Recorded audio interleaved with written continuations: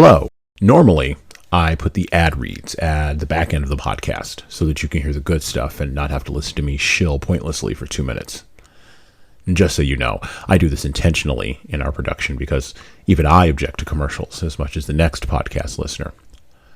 However, at this moment, I would ask that you indulge me because I've got a book coming out on April 30th, 2022 on Amazon, and I'd like you to go ahead and place your order right now. The book's title is 12 Rules for Leaders, the Foundation for Intentional Leadership, and it's a collection of 13 essays on leadership. In the book, I address the 12 leadership areas that we have found leaders need to be the most effective in, and then I throw in an extra essay there at the back end.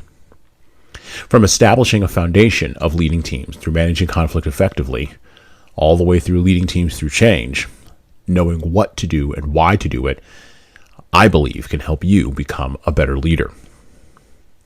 This book wasn't written just over the course of the last 2 years, and this isn't another fly-by-night leadership development book, here today and gone in the wind in the next month.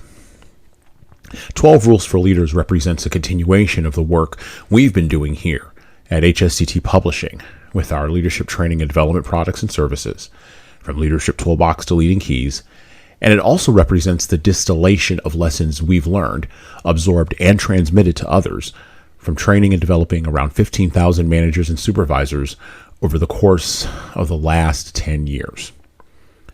This is no slouch of a book, but it's written in an easy-to-understand and easy-to-read direct format with practical tips that you can implement today, no matter your leadership problem, your leadership situation, or your leadership circumstances. It's kind of like getting coaching from me directly without having to pay my full coaching rate. I fundamentally believe that this is the book right now, for right now, because leaders like you are positioned to do great work during the truly revolutionary times we are living in, well, right now. And sometimes you need a book as a guide to help you through the work. So head on over to leadershiptoolbox.us and scroll down the homepage. Click on the link and add your name to the pre-order list for 12 Rules for Leaders, the Foundation for Intentional Leadership. And look for the book in hardcover, paperback, and Kindle format on Amazon on April 30th, 2022. By the way, we'll be talking about the rules in 12 Rules for Leaders in our podcasts, both the long and the short, throughout the months of May and June, so you don't want to miss out on that. And well, that was 3 minutes. So that's it for me. Out.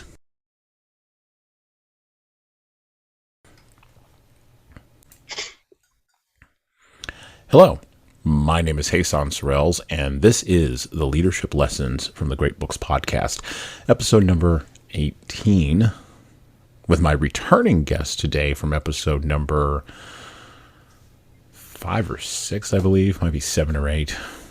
Y'all can go back and look. I thought it was -1. It might have been -1. Dorollo Nixon Jr. Hello, Dorollo. Hello, Jesan. He's back. He's got his coffee. He's fortified in a Starbucks cup. Yep, Detroit. Unlike myself, Breakfast of Champions, Detroit. I have a glowing gray cup here because I'm not going for any of that Starbucks nonsense. But anyway, that's all right. We will forgive Dorollo today because he's and Starbucks and Howard Schultz, the house that Howard Schultz built. We're not going to get into all that because today we are going to be talking about, and we're going to hear Dorollo's comments on this book that I'm holding up right here. If you're watching the video, you'll be able to see it. If you're listening to this on audio, well, you're just going to wait for me to say the title. From A Moveable Feast by Ernest Hemingway. We're going to read directly from the introduction to start. Now, this introduction, this foreword, was written by his son, Patrick Hemingway. I don't remember which wife goes with which kid on this one, so forgive me. There's two Hemingways who write both the foreword and the introduction. to this restored edition of A Moveable Feast, which has Ernest Hemingway's photo on it from when he was a stunningly beautiful young man, not an older old man of the sea, Nobel Prize winning old man. So from the foreword, from A Moveable Feast. Now, what can I say about the title? Mary Hemingway derives it from a remark made by her husband to Aaron Hotchner, quote, "If you are lucky enough to have lived in Paris as a young man, then wherever you go for the rest of your life, it stays with you, for Paris is a movable feast." When my father was free to marry my mother, Pauline, there you go, Pauline and Patrick, he agreed to convert to Roman Catholicism and undergo a course of religious instruction in Paris. Hemingway, of course, as a boy, had received quite a bit of religious instruction as a properly brought-up Protestant, but he had received the sacrament of last rites from a Catholic chaplain in the battlefield dressing station during the night after his mortar wound on the Italian front. And like the famous French king whose statue he mentions in the Paris memoir, he knew that Pauline was worth a mass. The complexity of a movable feast lies in the calculation of the calendar date for Easter in a given year, from which it is simple enough then to assign a calendar date to each and every movable feast for a given year. Now, this paragraph is in reference to the concept of a movable feast that the priest, most likely from Saint-Sulpice, the church where Pauline attended services near her Paris apartment, talked about what the nature of a movable feast actually meant in Catholicism with Hemingway. Palm Sunday is 7 days before Easter. Once again, from the back end of the foreword from Patrick Hemingway. In later life, the idea of a movable feast for Hemingway became something very much like what King Harry wanted St. Crispin's feast day to be for, quote unquote, we happy few, a memory or even a state of being that had become a part of you, a thing that you could always have with you, no matter where you went or how you lived forever after, that you could never lose. Fundamentally, so much has been written and filmed and examined about Hemingway, particularly, I would say, in the last 40 years of literature, film, and television. Dorollo even asked me today, before we cut on, if we were going to talk about the movies, either A Midnight in Paris or that HBO thing that came out a few years ago. And we are fundamentally a literature podcast, so we don't get into film criticism here. We don't talk about films, although I would love to do a film podcast, Leadership Lessons from the Great Films, because there are great lessons you can learn from great films, and perhaps there are lessons you can learn from Hemingway-oriented films, but Owen Wilson's going to have to take a back seat to us today.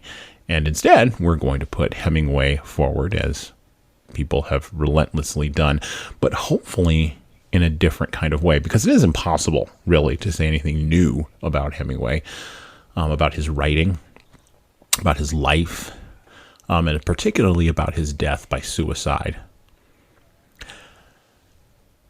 We are going to focus, because this is a leadership podcast today, on how do you grow in self-awareness? How do you sharpen that tool? What can the essays that we've picked today from Moveable Feast to talk about, what can those essays help us discover as leaders about sharpening and defining and documenting the truth and walking the line? And I think this is critical. This is what Hemingway did through his entire career. Walking the line between what the truth is according to you and what the truth is according to the person you are selling out. And as we know, and I'll mention this later on, from an earlier podcast where we talked about Joan Didion's writing in Slouching Towards Bethlehem, she infamously said that writers are always selling someone out. And I fundamentally believe that they are. And when leaders engage in self-reflection, they are always selling someone out. So we're going to start on this road. We're going to start going down this road by talking with Dorollo. And he's a good friend of the podcast. This is why we wanted him back on the show. Him along with Dave Baumrucker A couple of others have been really good guests, and so we are doing a tight guest rotation here, bringing in people who can talk with us about these books and pull some tropes, some ideas, some thoughts out for leaders, lay them out on the table, and then drop the mic and walk away like in that Obama meme. He was at the national, I believe it was the prayer breakfast or whatever it was. He dropped the mic, and Dorollo was laughing. He liked dropping things and walking away. And that's about as political as we're going to get at this point on the podcast. Detroit. Skull into your health. We're not Glenn Lowry and John McWhorter. We're not that podcast. We don't do that. Those guys seem to have that niche, although we were talking about doing a different type of podcast that might wander in that direction. Maybe we'll double the McWhorter and Lowry on the next show, and we'll maybe launch another brand that way. All right, enough talking about launching brands. Dorollo, how you doing today? You have anything to say to the folks before we jump in? Anything to say to the folks about self-awareness or the writing of Ernest Hemingway to get us started here today? Because I've been yammering for a while. Yes, you have. So the first thing is an ironic comment, not to trust self-awareness in writing. And here's my analogy. If you imagine a stand-up comedian like Jerry Seinfeld doing his thing, or Jamie Foxx or Eddie Murphy or any of these great comedians doing their thing. Dave Chappelle. Yes. Chris Rock. Good. Well, are we talking pre-incident or post-incident? You mentioned incident, not me. I didn't say which incident. I could be talking about divorce. I could be talking about anything. Fair enough. Yes, he may have other incidents than the incident. But it could just kind of be like Batman, where they're before or after meeting that man in the alley. And there may just be one incident only, but hopefully not, because he's a great comedian. No one, I hope, would be fooled into thinking that stand-up comedy is ad hominem. No, I would hope not. First, people work through it. The comedians work through it. They know their jokes. They've been through these routines. And so, pun intended, it's staged, right? So if they're sharing their hearts or being, self-reflective, communicating some kind of self-awareness, that it's rehearsed, it's practiced, it's thought through. A fortiori, one of the favorite expressions I learned in law school for self-awareness in writing. In the Fitzgerald essay, as I'm sure you're going to talk about, Ernest Hemingway talked about how much work he put in just to making a paragraph. And so thus, when I encounter self-reflection in Hemingwayan prose, I know that it's not ad hominem, that he's thought it through and revised and cut and rewritten and revised and cut and rewritten. And thus, on the one hand, it is possible that it is not self-awareness at all. It is completely canned. At the same time, it is possible that he may have distilled some truth. And in those moments when he does, it resonates. And one of the things that's eerie about when it resonates in Hemingway is when it resonates early. Because then it was a young man who could say something and wrote something that hadn't been written, that told a truth, that impacted people's lives and will continue to. And that was something apparently he knew. Now that distillation process, most people would say, and this is a good beginning on the distillation process. Most people would say, if you read something like A Moveable Feast or the Nick Adams stories. And by the way, I'm just going to name off a whole bunch of Hemingway's writing today on the podcast. If you have an opportunity to go get any of these books, go get them. They are brilliant. Green Hills of Africa. Farewell to Arms is a little bit more wobbly, but okay. And then the book that I thought he should have won a Nobel Prize for, The Sun Also Rises, which I thought was infinitely better than Old Man in the Sea, but we can leave that aside for just a moment. Just infinitely better. When you're talking about that distillation of truth, that doesn't make it, the distillation of an idea, that doesn't make it any less truthful, right? Correct. Okay. So it might make it clearer. Clear, right. Hence and one the metaphor of distilling, like one does with alcohol. Correct. Okay. Grain spirits. And so when leaders are searching for self-awareness, one of the things that I have noted in the course of the years that I've been doing this work and working with leaders, and I write about this in my book, 12 Rules for Leaders, the Foundation for Intentional Leadership, which you just heard an ad for at the beginning of this podcast. And you will hear me shilling for it on our shorts episodes this month and next month. So there you go. That was my pitch there. Just like I talk about in that book, we have to have clarity, right? We have to have clarity. We have to be able to have candor, and we have to be able to have courage as leaders. Can the memoir, and this is why we've been looking at memoirs this month, Joan Didion, Ernest Hemingway. Next week, we're going to look at Jack Kerouac. We're going to look at On the Road, who... I'm going to save my powder for that. And of course, we're going to close out the month with John Steinbeck and Travels with Charlie. By the way, a totally different writer, two titans of the 20th century who did not consider each other to be talented. And we'll talk about that a little bit later on, which is interesting. They both considered each other to be ripoffs, which is interesting. Not that they disrespected each other, but it was like two athletes, right, competing against each other. It was Larry Bird versus Michael Jordan, right, or Magic Johnson versus Michael Jordan. You're an athlete, I'm an athlete. Okay, congratulations, we're all athletes together. We're all distilling the truth together. Muhammad Ali and Joe Frazier. That's what comes to mind for me with those two guys. I'm like, all right, two heavyweights, go at it. In the wings, I don't know whom to attach Faulkner to, but right. Well, I'd be remiss if I didn't mention that Mississippian. Well, and Hemingway loved Faulkner. He thought Faulkner was a genius. And Ellison. Yeah. Baldwin. I mean, all those guys, right? 20th century was a century of literature, but it was also a century of getting that clarity, distilling that truth. Why do leaders struggle with doing that hard work of actually distilling that process, of going through that distillation process? Because many leaders that I run into look at reflection and journaling, look at any sort of self-reflective practice with short shrift. Because all men are liars, except Jesus, because we fear what happens when we expose, truth through honest communication, right? Honesty, meaning that reality exists and you have a choice about how you communicate it. So when we choose to communicate reality, we're telling the truth. And then we have to own up to our stuff because we all screw up. And perhaps the fear is if I expose who I really am and how I really behave to my team, the team will stop following. Vulnerability, transparency. I would agree with you if you're exposing yourself to the team, but what about exposing yourself to yourself? That's kind of the direction I'm thinking about today.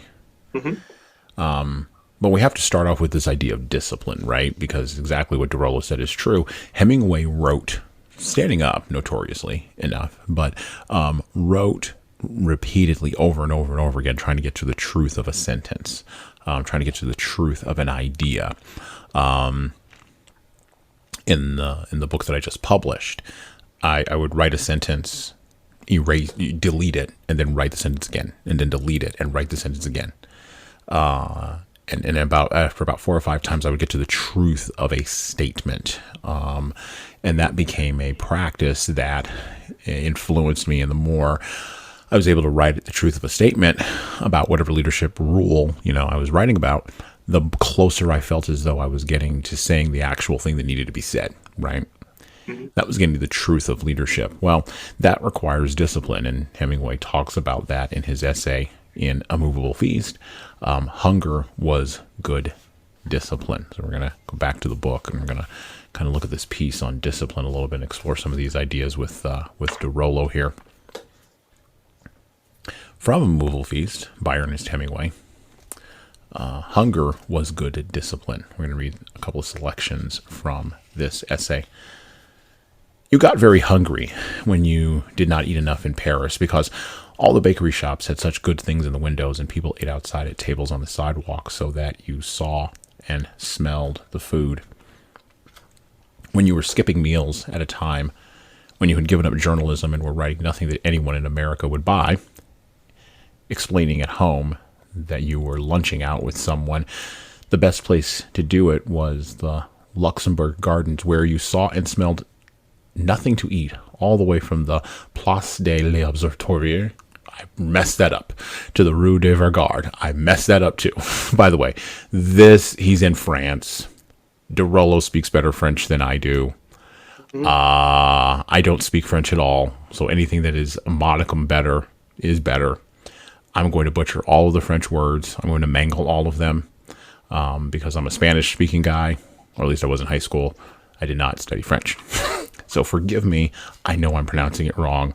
All 3 of our listeners can send me emails, but please hold them. Okay, I know I'm doing it wrong. I would ask the Dorollo beg my indulgence as well. There you could always go into the Luxembourg Museum, and all the paintings were heightened and clear and were beautiful if you were belly empty, hollow, hungry. I learned to understand Jesan, that's a French word I know, much better and to see truly how he made landscapes when I was hungry. I used to wonder if he were hungry too when he painted, but I thought it was possibly only that he had forgotten to eat. It was one of those unsound but illuminating thoughts you have when you have been sleepless or hungry. Later I thought Jesan was probably hungry in a different way. After you came out of the Luxembourg, you could walk down the narrow Rue Ferrou to the Place Saint-Sulpice, and there were still no restaurants, only the quiet square with its benches and trees. There was a fountain with lions, and pigeons walked on the pavement and perched on the statues of the bishops. There was the church, and there were shops selling religious objects and vestments on the north side of the square. From this square you could not go further toward the river without passing shops selling fruits, vegetables, wines, or bakery and pastry shops. But by choosing your way carefully, you could work to your right around the gray and white stone church and reach the Rue de Léodon and turn up to your right towards Sylvia Beach's bookshop. And on your way, you did not pass too many places where things to eat were sold. The Rue de Lyon was bare of eating places until you reached the square, where there were 3 restaurants. By the time you reached 12 Rue de Lyon, your hunger was contained, but all of your perceptions were heightened again. The photographs looked different, and you saw books that you had never seen before. Talking about the distillation of truth, we have a second book that we're also pulling from. This book, Ernest Hemingway on Writing, edited by Larry W. Phillips. I'm holding it up for those of you who are watching on the video. This is a selection of quotes, phrases, statements that Ernest Hemingway wrote or said in his various works across time, throughout time. And it quotes directly from Hemingway on page 28 of this. He says, "Sometimes when I was starting a new story and I could not get it going, I would sit in front of the fire and squeeze the peel of the little oranges," there's food again, "into the edge of the flame and watch the sputter of blue that they made. I would stand to look out over the roofs of Paris and think, 'Do not worry. You have always written before and you will write now. All you have to do is write,'" to Dorollo's point, "one true sentence. Write the truest sentence that you know." So finally, I would write one true sentence and then go on from there. It was easy then because there was always one true sentence that I knew or had seen or had heard someone say. If I started to write elaborately or like someone introducing or presenting something, I found that I could cut that scroll work or ornament out and throw it away and start with the first true, simple, declarative sentence I had written.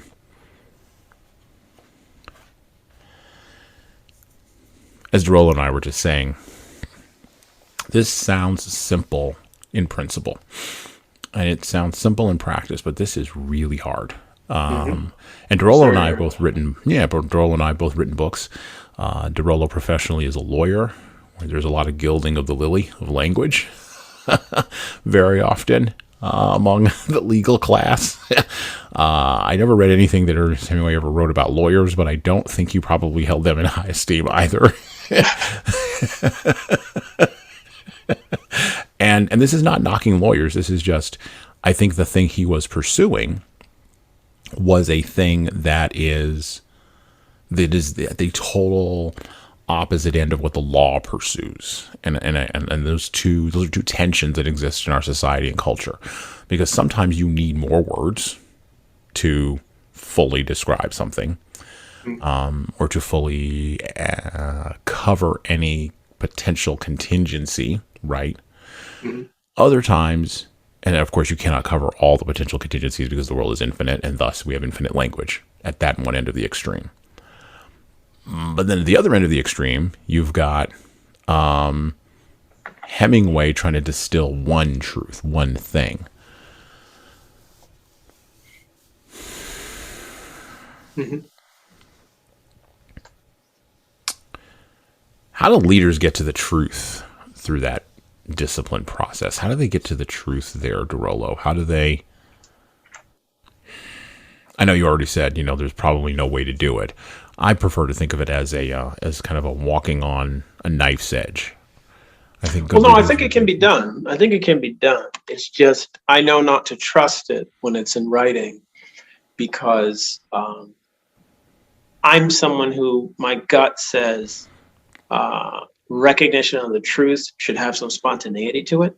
Mm-hmm. Like lightning striking, and you have your eureka, your aha moment. And of course, there's also something to be said in a discipline and over time that the character of truth comes out as something forged in a fire, and thus a process of literally being ground down. You get to something that is a bedrock that is like truth. And so there are certain truths, or perhaps just certain, no.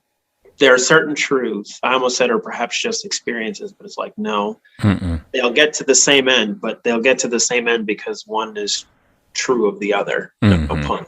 But that you have to arrive at them through that process, that there's no way to get to it except through the fire. It has to be forged.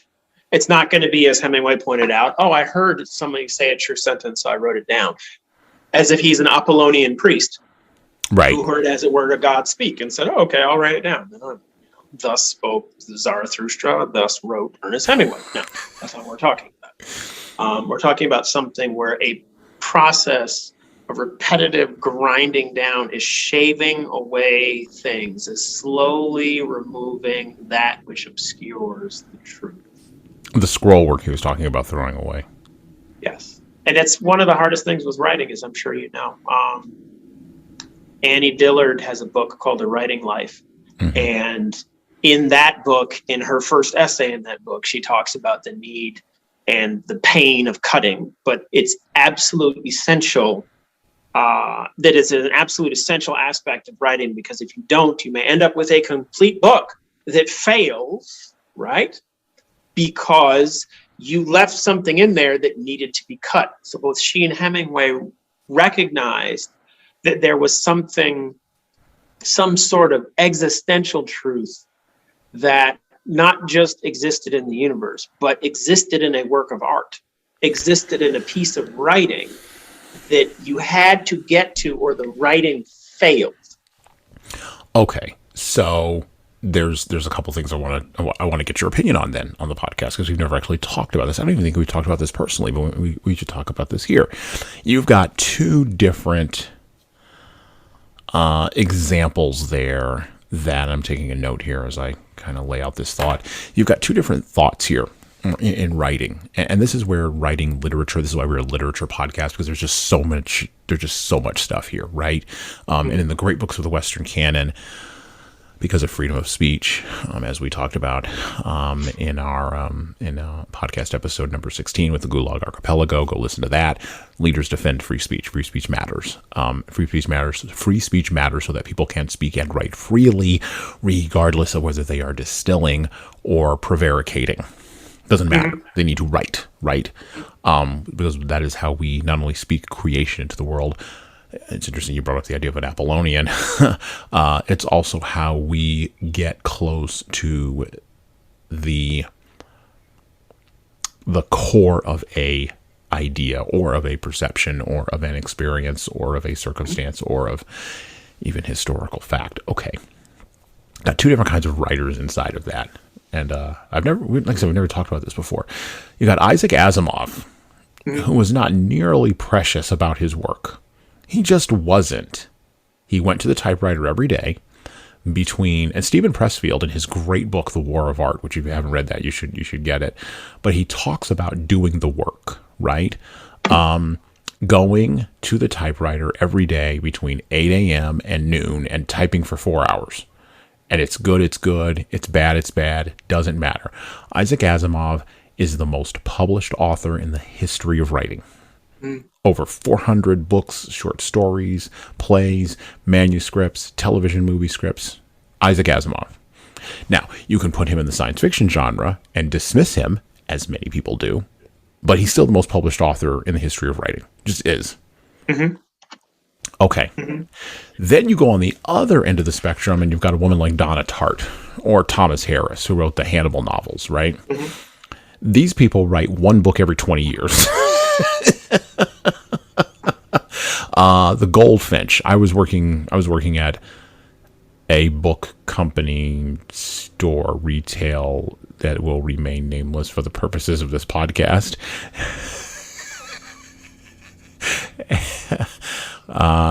Anyway, and I remember when Donna Tartt's Goldfinch came out, and everybody was lauding it. Goldfinch. This is the first book that she'd written in, I think 15 years or something like that. And I think it's 800 pages. I read the first 3 pages of Goldfinch, and I was done. I was out. I was like, I don't know what you're doing here. Now, that is my experience. Your mileage will vary for sure. It just absolutely will. And to all those people who love Donna Tartt, God bless you, she's fine. Or who like Thomas Harris and the Hannibal novels, I can read one novel about a guy eating people and I'm done. I'm out. But you see this more in fiction, I think. Stephen King, very prolific writer, right? What is the difference between being a writer and being a typist? Because I think Isaac Asimov would say he was a typist, but Ernest Hemingway would say he was a writer. And Hemingway, do you think Hemingway would have said that did say that Asimov was a typist and not a writer? No, Hemingway died before Asimov started getting some traction underneath him. Well, he did talk about, I think he would have called him a typist. He did talk about it again in the Fitzgerald essay, right? Where he criticized F. Scott Fitzgerald, his great contemporary. And I don't think it matters if you think which of those two authors you think is better. No. It does matter to me if you don't think that one of them was good. But anyway. And it probably would have shocked Fitzgerald that everybody in high school has to read The Great Gatsby. He'd probably be irritated by that, actually. But I don't think Hemingway would have. No, Hemingway would be like that. He recognized that, this is really something. This is great, which is what he said. And your response to Ms. Tartt's work is like my response to The Great Gatsby. Zero anything, right over the shoulder, just out. Well, okay, do you like my dad grew up on Long Island. I know Long Island. We still have family there, right? Oh, just like that. right into the sound. Yep. Whereas you give me something meaty by Olin Steinhauer, ding, done. Could sit there and read the thing. It actually holds my interest. He writes espionage fiction. It's a genre that I love. It's a genre that I write.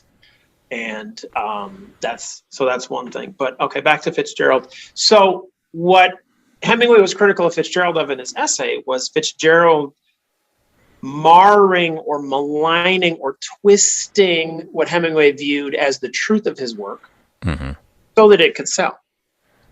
And Fitzgerald had no problem doing that because Fitzgerald knew, I'm a writer, I need to pay bills because I'm living as a writer. So I have to sell my work. And here is the genius is figuring out, here's the formula. And legal writing, just to go back to another point, basically is formulaic. And so as a creative writer, my frustration in law school was having to bend my thinking to this formula. The brilliance of the formula is once you have that formula, you can reproduce it ad nauseum. Sure. And always arrive at something that is powerful. And so for someone like Fitzgerald, he could always produce a story that could be sold because he knew exactly what the formula was. And so for Fitzgerald, sold his works and was able to feed his family. And Hemingway wrote an essay about being hungry, but wrote greater works because he refused to compromise what I'm going to call his artistic integrity He refused to let his vision be clouded, even if it was going to make him money. And that's impressive. Well, or even if he was going to starve walking down the street looking for a place to eat, he was willing. No, I think that's critical. Like that's actually a cut there. I think that's a critical statement you just said. Say that again. He was willing to. He was unwilling to let his artistic vision be clouded, even if it meant it was going to make him money. What he wanted to do, I said it better the first time. What he wanted to do, oh, and just as an aside, what I meant about something coming ad hominem, that's what I mean, right? Mm-hmm. I have notes for what I wish to say. That's not in the notes. That just came through the creative process, you know? But talking about, you know, there's no way to avoid this. This is so funny. Because in the back of my head, I'm like, how do I bring up this point? Do I have to bring up this point? I think I have to bring up this point. How am I going to bring up this point? This used to be my favorite author until I found out how racist he was. And then I was just pissed. And this is high school. Wow. So I'm sitting there reading these works and I'm like, what the hell is that word? What? What? And unlike, say, you know, he's still writing. Cormac McCarthy, still alive. Still writing. Cormac McCarthy, in his genre. And that pisses me off too. But there's something where, to me, it fits the context and the time. And I'm talking about if he's one of his works, which is set in the middle, not even in the middle, it's before the middle of the 19th century. I understand it there. It doesn't mean it doesn't piss me off. It just means I understand it. And there's an authenticity to it. Mm-hmm. So I can live with it. And, you know, I don't think the same about, say, Mark Twain for several reasons. One of which is Mr. McCarthy is still alive and still writing now. And Mark Twain was writing 130, 40 years ago. So, you know, but anyway. Well, does the artist okay. Does the artist owe something to his time? Does and actually and by the way, that's too broad. That's too broad a question. Does the writer owe something to his time? Well, the time that is the setting of the writing. I'll frame it this way. I'm in the nonfiction business book space. Mm-hmm. Okay. Nonfiction business books are a genre where there's 400,000 books. You're going to be just one more book. It's fine. And the reason you're writing that book is because you want an idea to spread. That's the reason you write the book. It's actually not to get rich or get famous. Forget the Dan Pinks and the Malcolm Gladwells of the world that everybody knows. Forget that crap. Those people are operating at a different level. They're over there somewhere. It's comparing what's happening on Alpha Centauri to whatever's happening on Earth. I don't know what's happening on Alpha Centauri. I don't care. I have to live on Earth with all the other people, right? Okay. So, in that space, there is a call for being tied to your time. And the best books, the books in nonfiction business that get to go to Alpha Centauri are the ones that aren't attached to any particular time. You can go into them at any point in time. And by the way, these are books like Think and Grow Rich, The Habits of Highly Effective People, Stephen Covey. The 7 Habits of Stephen Covey. Dale Carnegie, any of that stuff. Napoleon Hill, Dale Carnegie, Stephen Covey. Those are the big three. Those are the big three that are on Alpha Centauri somewhere in nonfiction business books. The writers in this space have a choice to make, an intentional choice to make. When you write a book on leadership in the middle of a COVID-19 pandemic, one of the first questions I got was, is this book going to be about the pandemic? And I said no, because the pandemic is temporary. Leadership is infinite and permanent. And the look that I got was the look that you just gave me there on the video. I was thinking about that. But, because you said something else was infinite, and I said, no, it isn't. That's what I said in my head, but I didn't say anything. So there I was thinking, wait, do I? And this time I actually agree. I do think that leadership is both infinite and permanent. But COVID-19 is temporary. And so the tension is, do you write for the temporary? Are you authentic to the temporary moment and writing in reaction to that temporary moment? Or are you writing in reaction to something else that's non-temporal, that's again more extended out, where where the frame of engagement is bigger. Which frame of engagement are you picking? Now, fiction writers. Okay. I'm a fan. I'll use Stephen King as an example. I'm a fan of Stephen King books pre-car accident. Mm-hmm. I think what he wrote before the car accident has been infinitely better than whatever he wrote after the car accident. Mm-hmm. Yeah. And the top of the pile of those books was actually the Gunslinger book. That was part of the Dark Tower series. Other people will say Tommyknockers or Cujo or Carrie or something like that. Those were one-offs that were interesting, but not particularly relevant. I think the Gunslinger was the top of the mountain for a whole variety of different reasons. We can talk about that later if you're interested. It doesn't matter. Point is, that was written... He started writing that book in 1975 when he was like a 20-year-old. And he didn't finish writing it until he was in his 30s. And it's not a thick book. It's not a big book. But he does get to some eternal truths in there. And that's what makes it a top-of-the-mountain book, unlike something like It, which makes for a good movie with a scary clown, but doesn't really go much further than that. Mm-hmm. Stephen King is not writing for the infinite. He's writing in relation to the now. So when you read It is definitely a book of the late 80s. It's calling back to the 50s. That's the point of it, but it's definitely a book for the late 80s.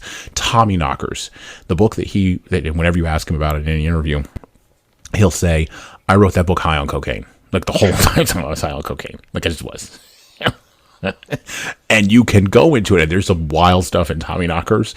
You would have to be high out your mind to put that on paper. And because he had a book deal, it got published. Yep. So, I mean, there you go. That's the power of a book deal back in the 1980s before the internet. If he had that now, nobody would publish it. No one would touch it. It would be a blog somewhere that everybody would ignore, or a Kindle book, and it would go to a memory hole and be done. And I'm not diminishing or denigrating the man's talent. I'm merely saying he was a product of his time and moment. As are we all. As a real. So Cormac McCarthy, can he be forgiven for not responding to his moment? Because the moment that he is writing in right now is a moment where if you're not loudly anti-racist and pro-social justice in every single tweet, posturing, even the way, I mean, we've watched Stephen King go off the rails in this. This is why I'm picking on him right now, because we've watched him go off the rails in this. I honestly don't think that Stephen King had a political thought in his head before Twitter. And now we're now exposed to all the political thoughts he has in his head, including the appropriately woke ones. And Charles Schulz used to just sell coffee. Yep. Yeah, or, do funky cartoons. Like, does a writer have a responsibility? And I like that dog. I like the dog in Peanuts. Like Snoopy. Does a writer have a responsibility to be authentic to their time, or do they have to go for something that's transcendent? I mean, it's a choice. But here's how, if we stick to nonfiction, I think we would judge and ought to, I think it's natural, we would judge that writer for ignoring his or her time and only writing about something that is profound. I think the challenge is using your time as a lens to both speak about what is going on and also speak about what is beyond that unites the human generations, So for example, Abigail Adams wrote to her husband. She wrote about many things, but she wrote about her moment.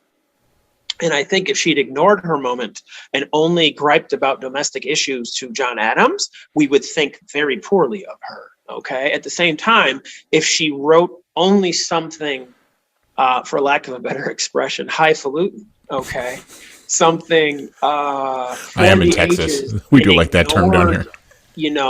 Didn't anchor it into the moment that she and her husband and their family were going through. I think we would have been critical of her, for that, rather than her writing in her moment, talking about that revolution, what it meant, and talking about what women were doing and how men should be viewing it. And that's why I think, why her writing is great and is great, And so I think that there's always that choice, but for me, the challenge is how do you do both? So, for example, with Stephen King and the two works you mentioned, or at least two of the works you mentioned, It and the other one, one of them seems like entertainment. So if it's brilliant entertainment, you're not looking for something eternal in it, so you would say. But when it's really done well, you can have both. You can have something that is entertaining and that reaches out towards eternity and lets you know these things, that are going to matter. And I mean, the Greeks, many of them used to do that. And that's one of the reasons why reading their works still makes sense. Reading their works in translation 2,500 years later makes sense. And you can read them as entertainment. And of course, the ones that have either more relevant parts of truth that are raised and discussed and played out on a stage, or just more powerful, perhaps, those ones will still read both as entertainment and insightfully in terms of what it shows us about human nature, human character, the human experience. More important than that, God, the other parts of the universe and things that are going on. Now, you raised something earlier that I wanted to ask you about. So you said, about Asimov, you said, or do you relegate him into the department of science fiction, basically to say you don't matter, you're just writing nonsense. But why did that start? Because if you back up to 1960, that was a moment. And if you were writing science fiction, and of course I wasn't alive then, I was born at the end of the 70s, but it seemed to me that was a moment where if you were writing science fiction, you were producing science fiction, if you were making television that was science fiction, films that were science fiction, that had humanity's collective, or at least the West's collective attention and imagination. And now the closest thing to that seem to be all of these mutant related films that literally I'm sick of. The ones that I liked the most were the Christopher Nolan,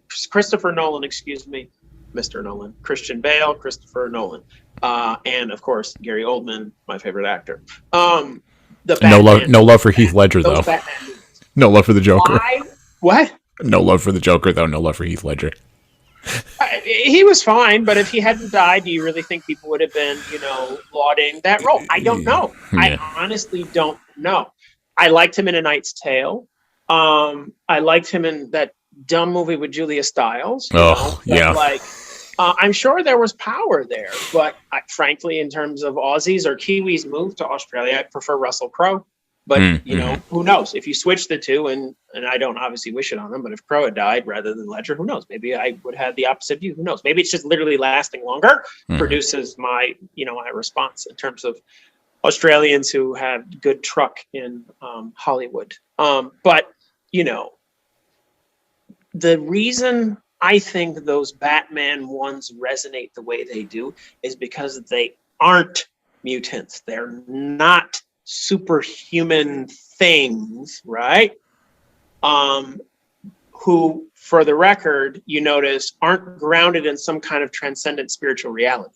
So they're not angels or demons. They're not spirits who show up with the power that freaks out people when they show up, justifiably. Well, mutants might, but the little twist that is done is because they're still humanoid and still produced by normal humans, unmuted humans, that whole spiritual realm, to borrow from the Greeks, that whole realm of the gods is just somehow just left wherever it is, dispensed with, still ignored. Well, and this is what they're doing, they're ignoring it. So, this is why it's interesting. This is why they built the Avengers, the Marvel Cinematic Universe. The first level of the Marvel MCU Phase 1. And I know we're not a film podcast, but I'm going to respond to what Dorollo just said here because people need to know. This is why they built the MCU Phase 1 around Tony Stark. Mm-hmm. Because Tony Stark is to Marvel what Batman is to DC, what Bruce Wayne is to Batman. Tony Stark is to Iron Man now, which is interesting. The Iron Man in the Lego movie, the password to get into the Batcave is Iron Man sucks. So, that's the password to get in. That was the little joke there. That's brilliant. The little twist there. Because Bruce Wayne in a bat suit and Tony Stark, who's basically Elon Musk, let's be real, in a mechanical Iron Man suit, are basically just normal guys who are showing up with big brains. That's literally all they're doing. Mm-hmm. Whereas I was thinking about this the other day in a different kind of context. If you had tried to build a Marvel Cinematic Universe around Captain America, that's a little harder. But it still works. Yes, and I think it still works. Yes, it still works. He's not Magneto. He's Charles not Magneto. Xavier, Correct. He's not any of those mutants. He's not any of those people coming in with these awesome powers or anything. An injection. Right. And here were the consequences of the injection. Right. And so now he can save America and the world.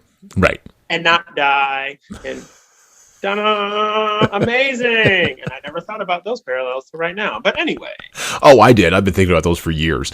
But those parallels are the reasons why he wasn't launched. Because at that time, Marvel, before the Disney acquisition, was moving in the direction of being a global brand. And these days, America doesn't have cultural confidence, which we also talked about in a couple podcasts ago. America is losing its cultural confidence because fundamentally it is losing understanding the baseline transcendent pillars of the West, including and most notoriously fleshed out in its great books, which is why we do the podcast that we do here. Okay. Another point that you made in there. Fiction. What the heck happened? Well, and let me go back to that idea that you had about Asimov in the 1960s. You're correct. The 1960s was the height of science fiction writing. You had Asimov working, you had Philip K. Dick producing, even though he wasn't getting nearly as much traction as he should have been, but you had Philip K. Dick producing. You had Blade Runner, the guy who wrote Blade Runner. Do androids dream of electric sheep? That's the root of Blade Runner, okay, that short story. Then a little bit later on, you had Harlan Ellison, who was writing science fiction, and then came along and started doing some more things in the 70s and the 80s when he got a little bit more traction, when Asimov kind of backed off a little bit. You also had, and I would be remiss if I did not mention this, because Dorollo went to Cornell University, and I worked at the college that was on the other hill, on the other side of Ithaca, because there are two colleges in Ithaca, not just one. And the person there's at least three, right? There's that TC3 too. And we don't talk about that one anyway. We don't talk about Bruno.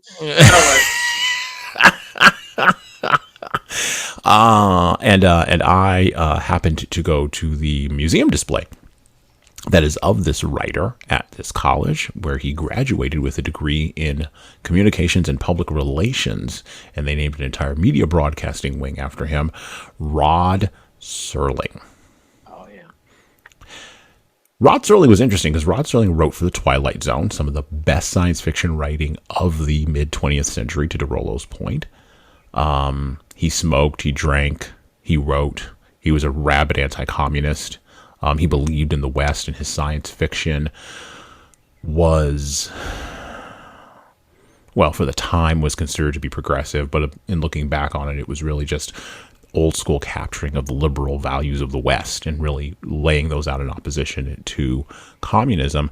But he also wrote, those of you who are paying attention to this, the original Planet of the Apes script with Charlton Heston and the brilliant twist ending, which, if you have not seen that movie, I would recommend going back and watching it. It is a brilliant piece of art that will survive, just like Ernest Hemingway will, all the way into the 22nd and 23rd century, because it says something transcendent about human beings, even though it's wrapped up in time travel and apes and a guy getting in a rocket and all of those kinds of things, including the ending, which, again, if you have not seen the original Planet of the Apes, I'm not talking about the Matt Reeves thing that they're doing now. The original Planet of the Apes, written by Rod Serling, great twist ending, and it still hits you in the gut. It still does. But he wrote all of that. That was him. That was the area. That was the era that Asimov was working in. He was working with giants. He was striding with giants in science fiction. And Dorollo is correct. That was an era where science fiction was considered to be a place of hope. I mean, you had the Jetsons on TV, for God's sakes. People believed after you went to the moon that the next thing was vacations on Mars. Mm-hmm. And we don't believe that anymore. Well, the last person to believe was a guy named Elon, but we'll leave him alone.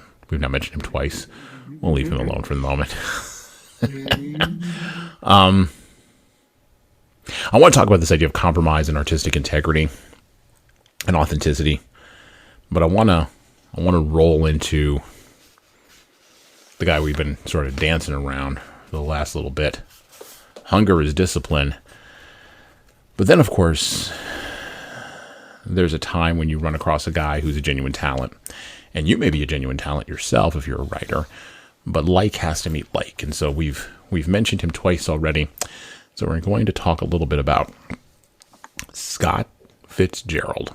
Now, some of you may know him as F. Scott Fitzgerald, writer of such books as The Great Gatsby, which Dorollo threw over his shoulder into the Long Island Sound after getting 3 pages in.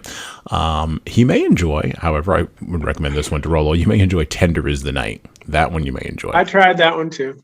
Oh, never mind. That's 0 for 2. I believe my mother liked it, but I was not getting through that. So see, there you go. No love for Fitzgerald coming from that end. However, Fitzgerald was a genuine talent, and Ernest Hemingway recognized it and saw it, and he wrote about it in A Moveable Feast. So let us read a little bit from his essay on Scott Fitzgerald.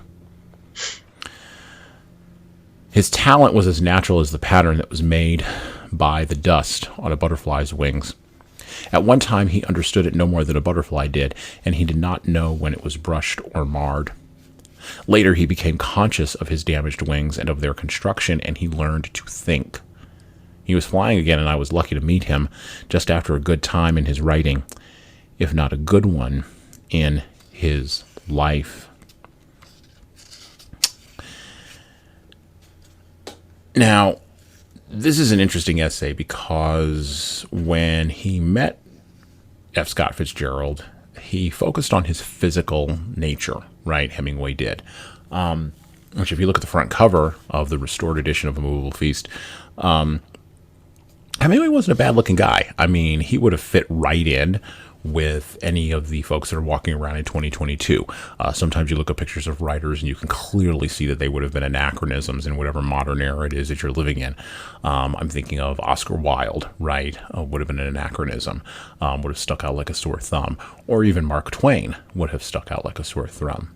This is where Val Kilmer gets to go play Mark Twain in Branson, Missouri, and the only place he doesn't stick out is in Branson, Missouri.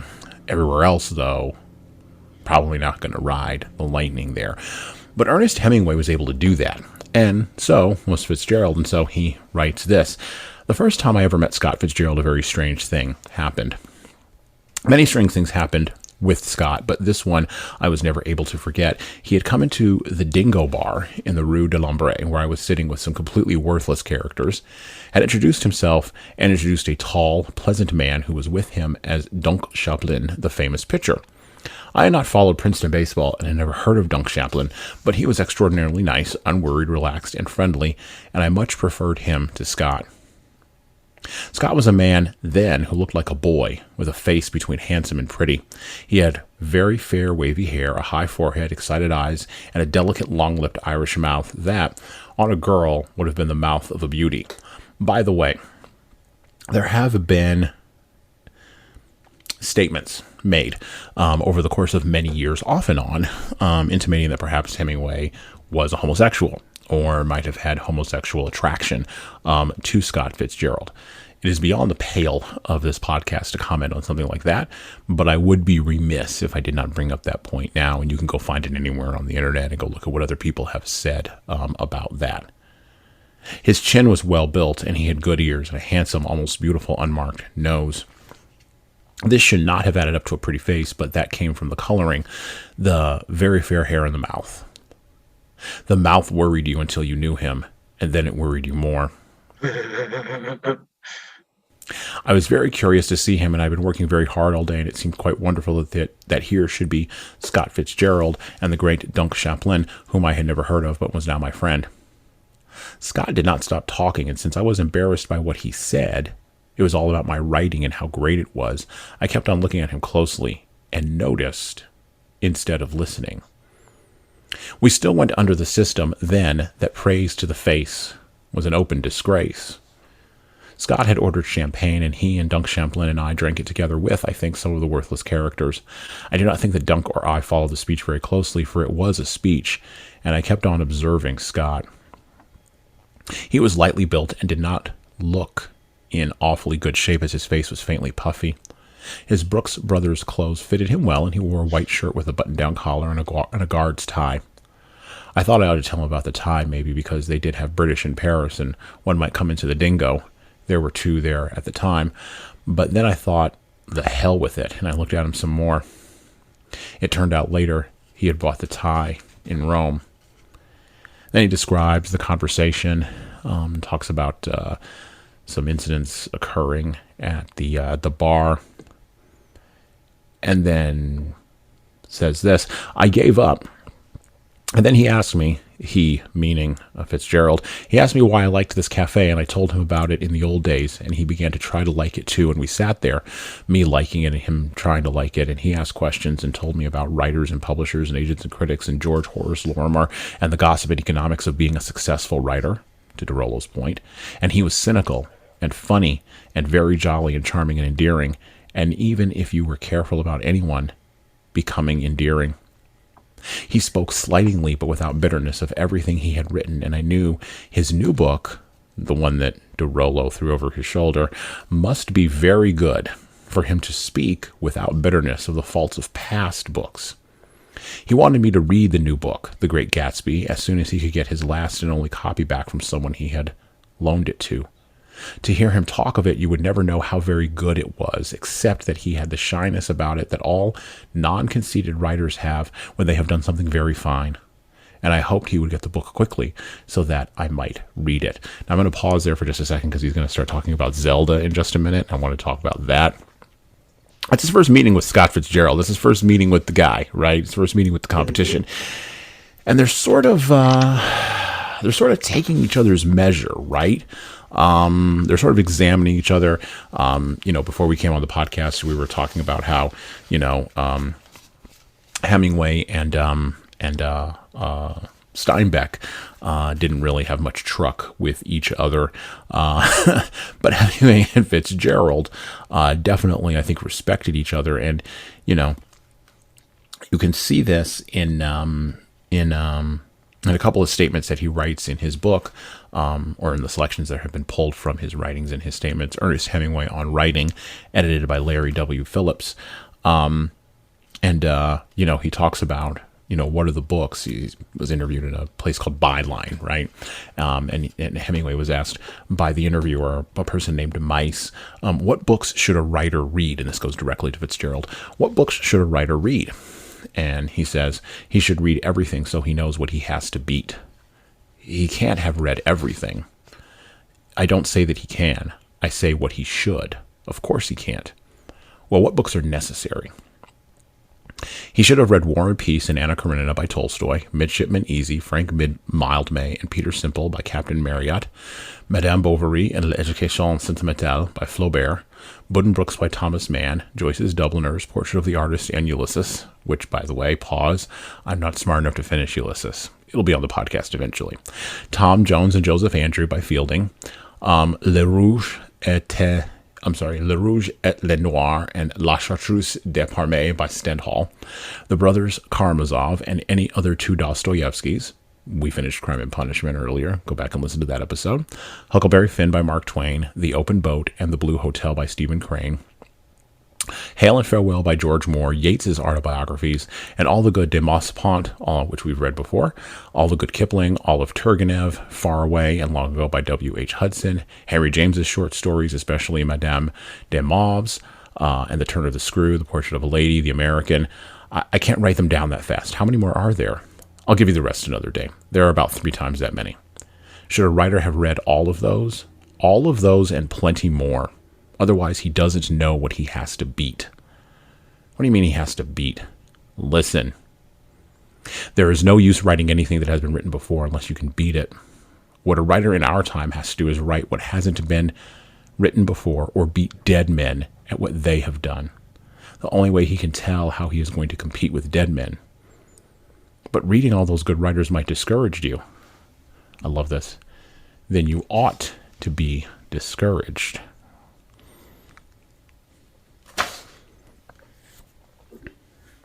Great use of should and ought.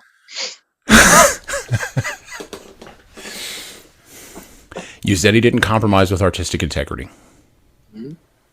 That's part of his greatness. I think of the line in Braveheart, and I've wanted to bring this up on the podcast for a while, when the guy who's supposed to be the leader, or the son of the leader, is supposed to follow Mel Gibson, and he goes and asks his father, who's leprous, should I follow this man? And the man says, you're the 13th Robert the Bruce, because a whole bunch of people passed you land and title. I'm paraphrasing now, but a whole bunch of people passed you land and title because they did not run in, they did not fight. Well, I love this man, or I love this man. He says, I want to go with this man. He's great. He says things and he means them. And this father takes all of his leprous energy, rises up off the bed and says, you would follow this man because he doesn't compromise. It is easy to admire the uncompromising, but it is compromise that makes us men. You're a political guy. You've been in politics. That is an extremely political statement said with conviction. And then, of course, at the end of the movie, the 13th Robert the Bruce goes off and tells his father, I don't want anything from you. I want you to die. He closes the door. It's a great scene. And who knew Mel Gibson? Dies. And the man dies. Yeah. Who knew Mel Gibson had that in him, by the way? Nobody knew that. I mean, the guy from Lethal Weapon, who knew that? Who knew he had that in him? At the time, anyway. Hemingway didn't compromise. You get the sense from Fitzgerald that he didn't compromise either.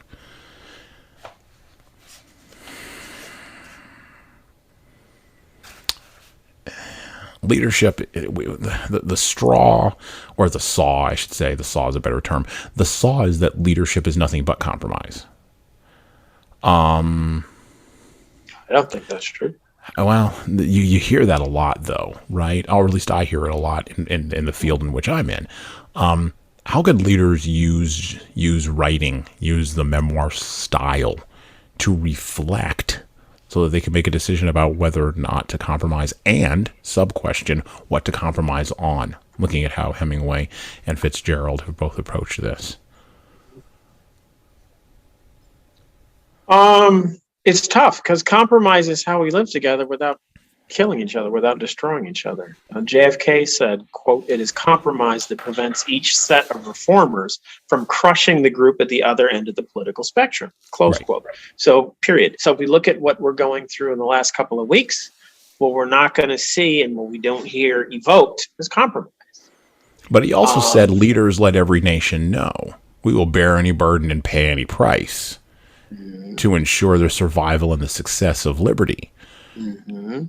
That's not a compromising statement. We will oppose any foe, support any friend. He was talking directly to the communists. Right. It was an amazing inaugural, and it obviously was not the preamble to any piece of legislation. And in practice, of course, JFK was somebody. So, I mean, obviously I didn't know him. From reading his writings and reading about him and reading especially about his life, he could be a very hard realist, right? But obviously a man of courage. He knew how to push the envelope, but he could also be a realist. And so, for example, when the Bay of Pigs invasion failed, well, that was the end of that. Go back to the drawing board. He did not say, as somebody recently evoked in the context of Roe v. Wade, this is the hill that we die upon. Well, the Bay of Pigs invasion was not the hill that JFK died upon, thankfully. And so, he had sound judgment. He could say, all right, this is what we tried. Here was our hope. Here are our ideals. This is wonderful. This didn't work. Okay, back to the drawing board, and at the same time, and if I'm not mistaken, during the same year, he could call Khrushchev's bluff and not back down and force, the Red Bear, as it were, to turn around, to turn tail. So he knew how to push the envelope, and I find that quite impressive. So for the artist, though, the artistic vision shouldn't be compromised, but that always comes with a cost. One of the costs we see in great authors is their marriages, right? Oh, They're atrocious, right? And he wrote about, in two of the essays that we read in preparation, the one here is Hawks Do Not Share, right? Mm-hmm. The impact, the negative impact that Fitzgerald's wife Zelda had on his, artistic production. And of course, I haven't read biographical information about the Fitzgeralds, either of them, outside of what Hemingway wrote about them. And so I know to distrust some of what he's writing, some of it, at a minimum, there should be some skepticism, and even if you were to produce to me a journal or a diary entry where Zelda Fitzgerald said, here's what I'm trying to do to stop my husband from writing because he's got to focus on me first. Okay, sure, whatever. So I think, I take it with a grain of salt, right? I put this in our notes for today as well. I mean, to piggyback off of that, because we're kind of bouncing around all over my notes now, but it's good because we're talking about important stuff here. But the only two people who know what is going on in a marriage are the two people in the marriage. Well, they're the only two. Three people. But yes, okay, three. Yes, God is also the third entity that knows what is actually going on. Dorollo is not avoiding the transcendent, which is populated by beings. So correct. And I'm not avoiding the transcendent either. I am attempting to get to the truth of something here. And the truth of the thing is, if you are a third person on the outside, how can you know? You can't, right? You can't know unless you are an incredibly incisive observer of human nature with zero judgment and flaws of your own.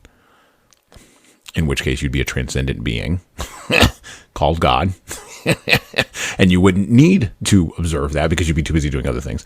Or you would be delusional. And we're going to talk about Hawks Do Not Share in just a minute because that's an essay I've been wanting to talk about for years with somebody. There's so many things inside of that essay, so many ideas inside of that essay. But let's talk about Hemingway and his atrocious marriages. Hemingway had 4 marriages, if I'm not mistaken. Right? He had 4, if I remember correctly. I'll confirm if it is. Fact checkers will go back and look at me. Or we'll go back and look. I believe it was 4 marriages, or either that or it was 3 and a mistress. I can't remember. Point is, 4 wives. 4 wives. Hadley, Pauline, Martha Gellhorn, and That's Mary right. Welsh. And Mary Welsh. There you go. Okay. He was also around at a time, and I mentioned this again in my notes.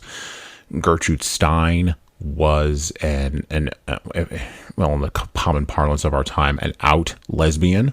Mm-hmm. Everyone knew who and what she was in Paris, and no one was gigantically shocked.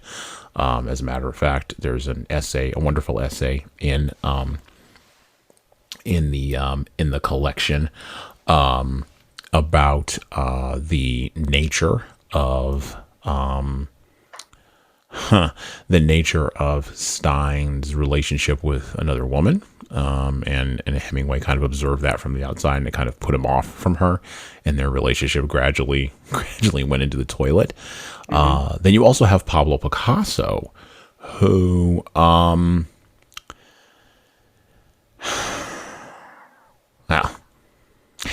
I think I've said this before on the podcast, but it bears repeating.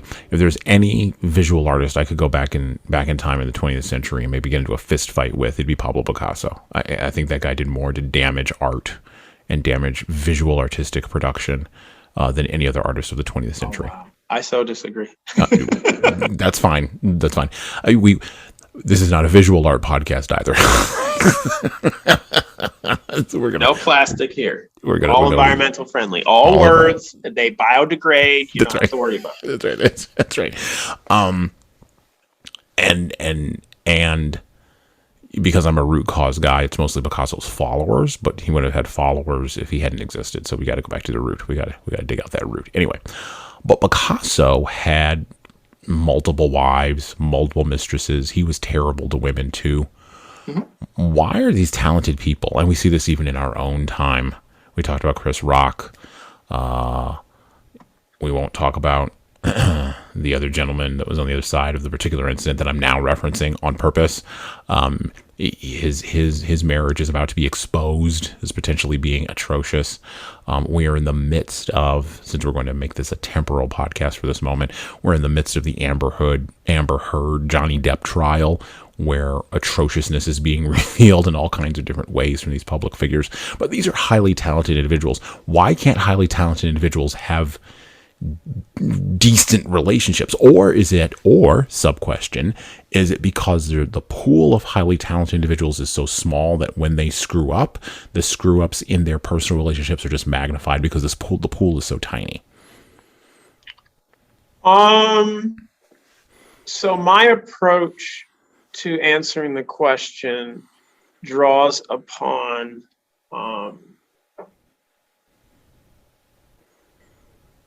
I don't know. I guess it's more practical, right? Mm-hmm. When you take a flawed human being who is mortal and you give him, because in this case, the flawed human being is male, you give him something of transcendent power, like beauty, like money, like the ability to produce something that awes his fellows. People react to you in a way where the things in life that normally are struggle to obtain are handed to you, sometimes for free. And there are a variety of categories, but this seems to happen to the talented, to the genie, meaning the geniuses, plural, right? The genie, or the genii, however it's pronounced in Latin. Because that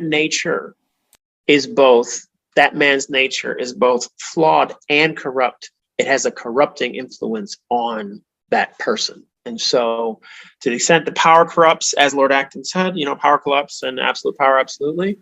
Okay, genius corrupts and absolute genius, absolutely. Why? It's because man is corrupt. And so when you then give and turn over to man who is corrupt these things, of course he smashes them like the china in a shop, because he's basically a toddler. And I'm not coming at calling him a toddler as a feminist might, calling a man a toddler, meaning he just needs to grow up. I mean, there's something about the nature of a toddler, meaning I like, so I do this. There isn't that sense of the consequences. There also isn't necessarily, and certainly not fully developed, a sense of compassion. You talk about self-awareness and leadership. There's a mirror relationship between self-awareness and compassion. Self-awareness should produce compassion in the leader for the followers, because the leader himself knows about his failings. The leader herself knows about her failings, and can put, hopefully, her or himself into the situation that the followers are in and understand the pressure they're under. I remember one of my old bosses lecturing us, and it was not exactly a fireside chat. It's more, he comes in and sits on a box of documents that we have to read through that we don't want. It's that kind of chat. Okay. And it's whatever time, 8 at night, 9 at night. We don't want to be at work. We don't want to be reading all of this stuff. Okay. All of these documents. We had to as part of litigation. And basically he sat there and he shared stories from back in the 90s when whole floors in Rock Center for our old firm, his firm, my old firm, were devoted to just warehousing documents that everyone was reviewing because they just had to be reviewed. And he was telling us about an experience that was tremendously more grinding and burdensome than what we were going through. But he was telling us, I can relate to where you are. I can empathize to what you're going through because I've been there. Okay. But we still had to do the work. And that's hard-headed compassion, as I believe you said. And oh, yeah. There it is. Hard-headed empathy. Hard-headed empathy. So to steal from your notes, hard-headed empathy. Yeah. I think that self-awareness can produce that, right? but it just can't compromise the vision. Or in the context I was just in, there's the objective the team needs to accomplish, and you cannot compromise that. It has to get done, or you're not being an effective leader. It's how you get it done that makes all of the difference. And so a lack of compassion in geniuses is a lack of self-awareness, but I think that their judgment is clouded by all of the adulation that is given to them. Normally man struggles for making a living, let alone success. It's a struggle, and you should value the success you achieve because of the struggle. When it's just handed to you, like anything that's handed to a toddler, it's not going to be valued. So,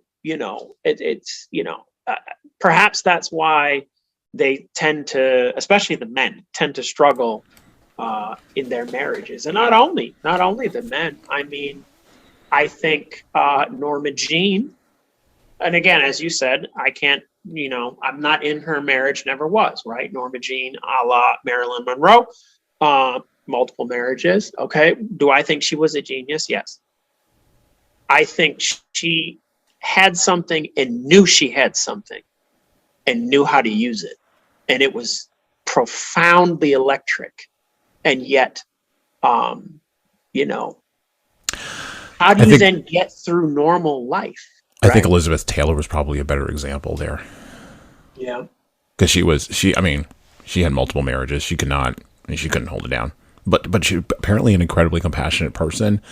Was a really good friend of Michael Jackson back in the day.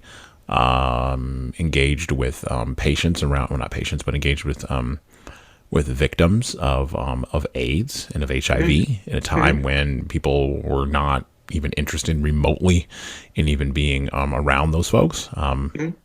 Back when plagues were much more localized, let's just say. Yes. And so, but yeah, no, women have it too.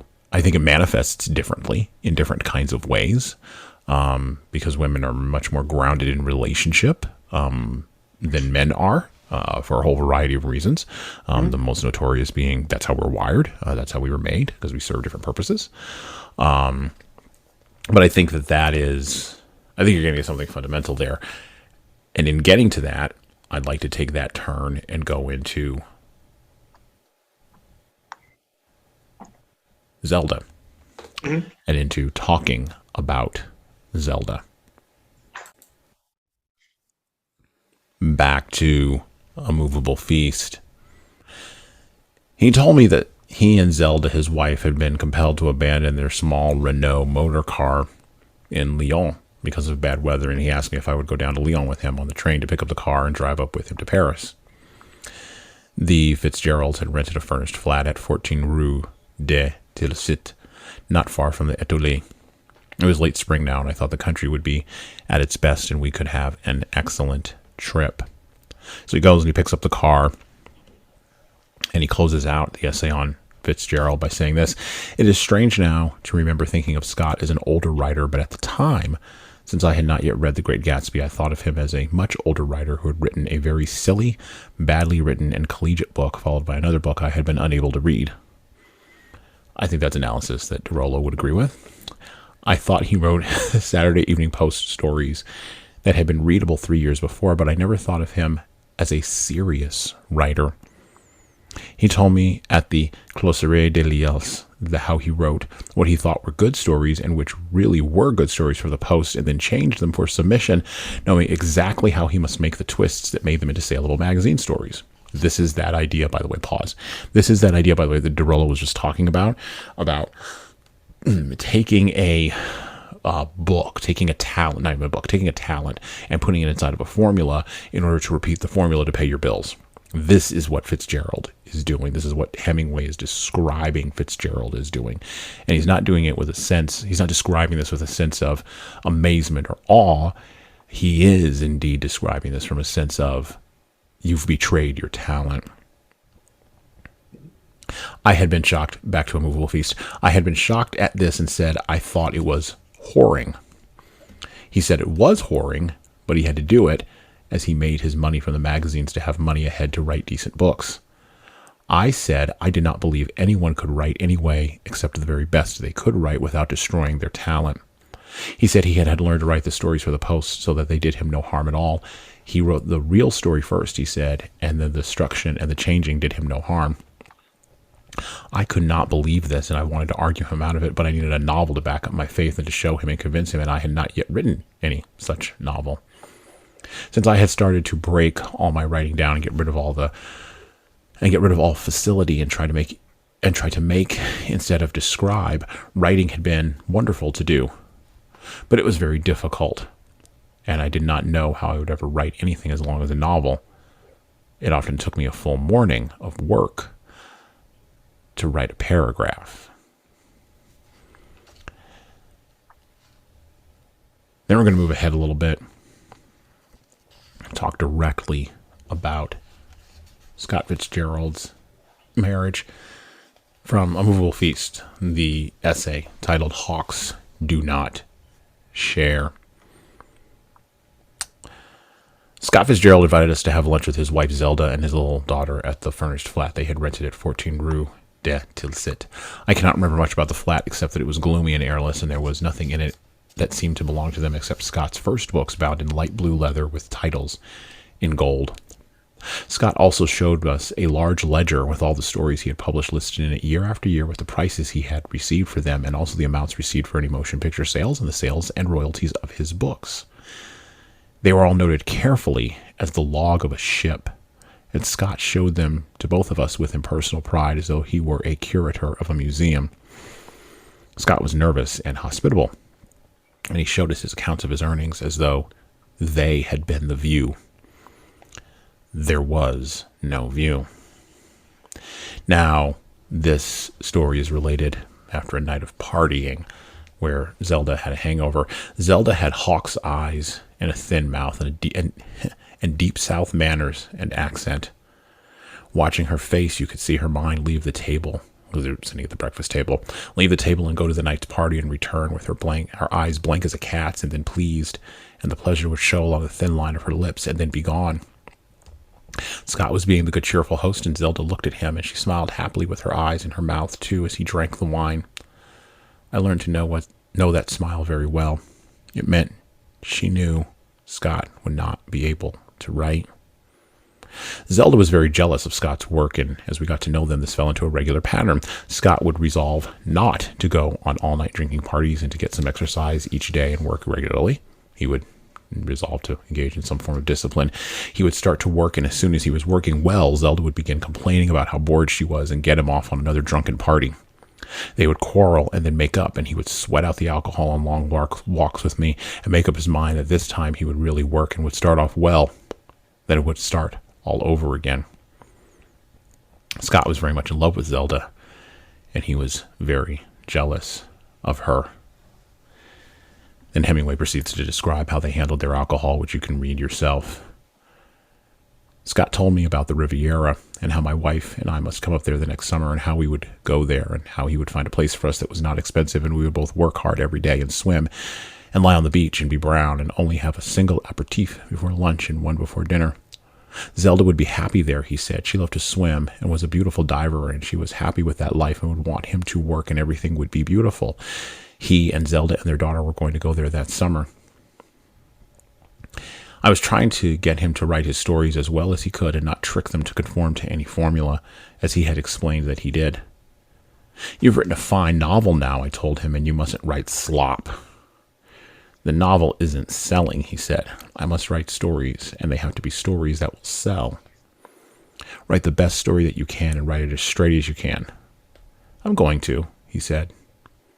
But the way things were going, he was lucky to get any work done at all.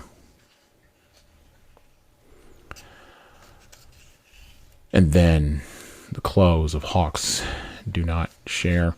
While we were living in the Vorarlberg and I was finishing rewriting the novel, Scott and his wife and the child had left Paris for a watering place in the Lower Pyrenees.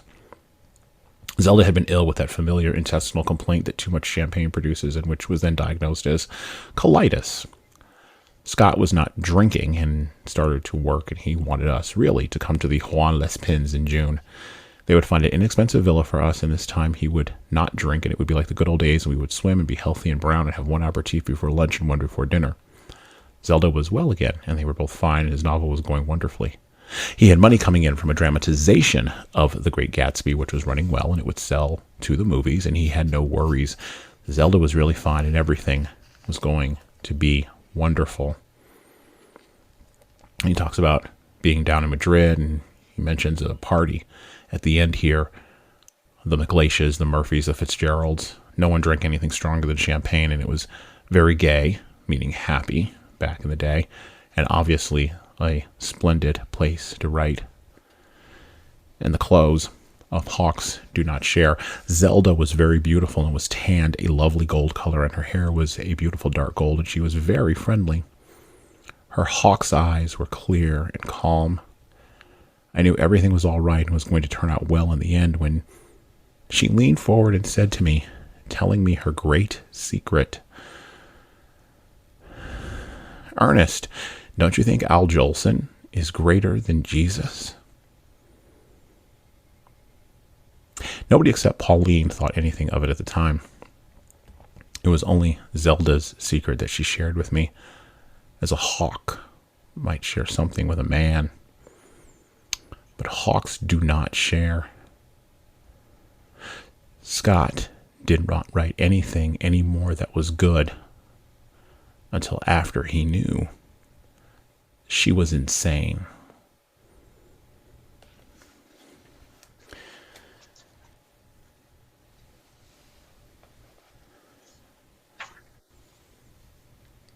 Zelda Fitzgerald did wind up in a sanitarium. She did, in the common parlance of today, go a little crazy. Yep, and 200 years ago, she'd have been in somebody's attic. So, yep. You know. There have been books written about Zelda Fitzgerald. Most recently, a book published, I think, probably about 4 or 5 years ago, which oddly enough, my wife read, or interestingly enough, depending upon your perspective, written from Zelda's perspective about all of this, because, of course, we live in a post-feminist world where equality and equity on all subjects rule the day, and everyone's perspective, even the perspective of those who may not have written down one, can be made up and be latched onto something as a facet of a reality and then that become never, the only thing that's valid. You know? well, of a reality that never existed was where I was really going to go with that. But okay.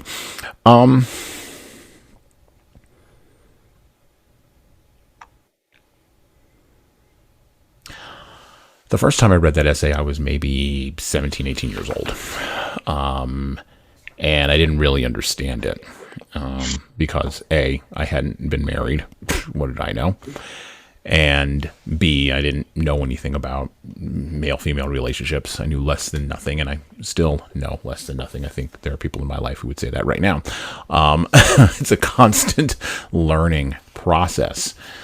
And, you know, this is being written from the perspective of Hemingway, right? And he clearly told this to his wife, Pauline, who I believe was either the second or the third wife that he had in hanging out with the Fitzgeralds. And from his book on Ernest Hemingway on writing, or from the book Ernest Hemingway on writing, I would mention this quote: For your information. He's been asked about stories on war, and I want to make a parallel here to marriage and to what he's saying about Zelda. For your information, in stories about the war, I try to show all the different sides of it, taking it slowly and honestly and examining it from many ways. So never think one story represents my viewpoint, because it is much too complicated for that. We know war is bad, yet sometimes it is necessary to fight, but still war is bad, and any man who says it is not is a liar. But it is very complicated and difficult to write about truly. For instance, to take it on simply and personal basis, in the war in Italy when I was a boy, I had much fear. In Spain, I had no fear after a couple of weeks and was very happy. Yet for me to not understand fear in others or deny its existence would be bad writing. It is just that now I understand the whole thing better. I would not be able to write understandingly about both deserters and heroes, cowards and brave men, traitors and men who are not capable of being traitors. We learned a lot about such people. I would replace his word war with marriage in there and leave the comments exactly the same. Mm-hmm. The two books that are mostly noted for Hemingway kind of having a struggle with the female presence are Farewell to Arms and the injury that impedes male performance in The Sun Also Rises, because Jake can't perform and the woman goes away.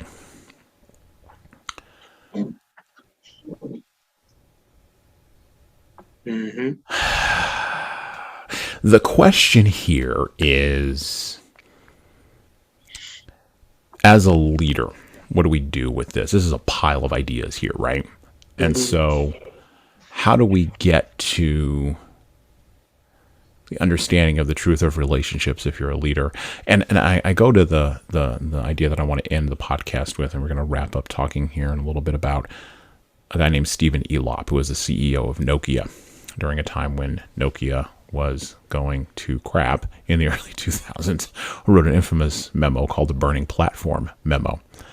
And if you look at Stephen Elop's personal life, though, it's not great. To Dorollo's point about people being given things that are hard to work for, they're just handed them, those kinds of things when they exhibit some modicum of talent. Leaders who have a modicum of talent, what's the warning for them? I guess that's my question. What's the warning for them? What's the warning for them when they run into the Zeldas of the world? What's the warning for them when they run into the Hemingways of the world? What's the warning for them, Dorollo?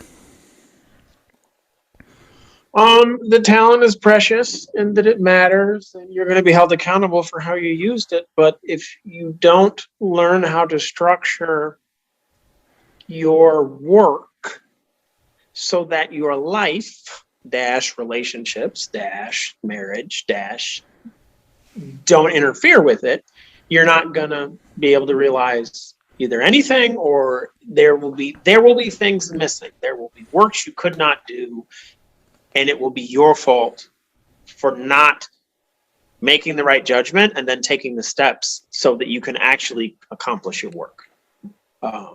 Yeah, that's what I would say.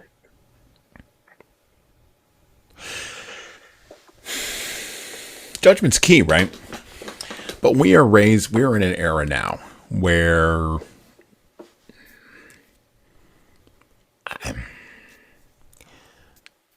we're in a weird moment in the West where, and I kind of visited this on a previous podcast, but I want to visit it with you here now.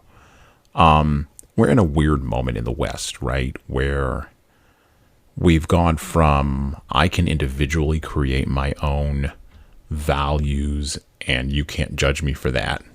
My truth is not your truth. It's just relativistic.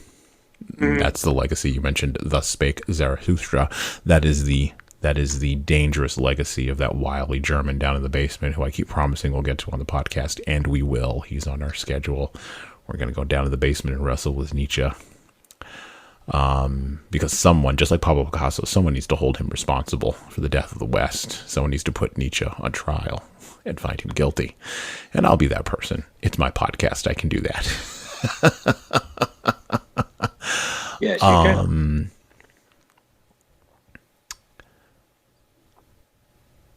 But we've now gone from you can't judge me as an individual to you can't judge me as a individual within society. And that's a subtle shift.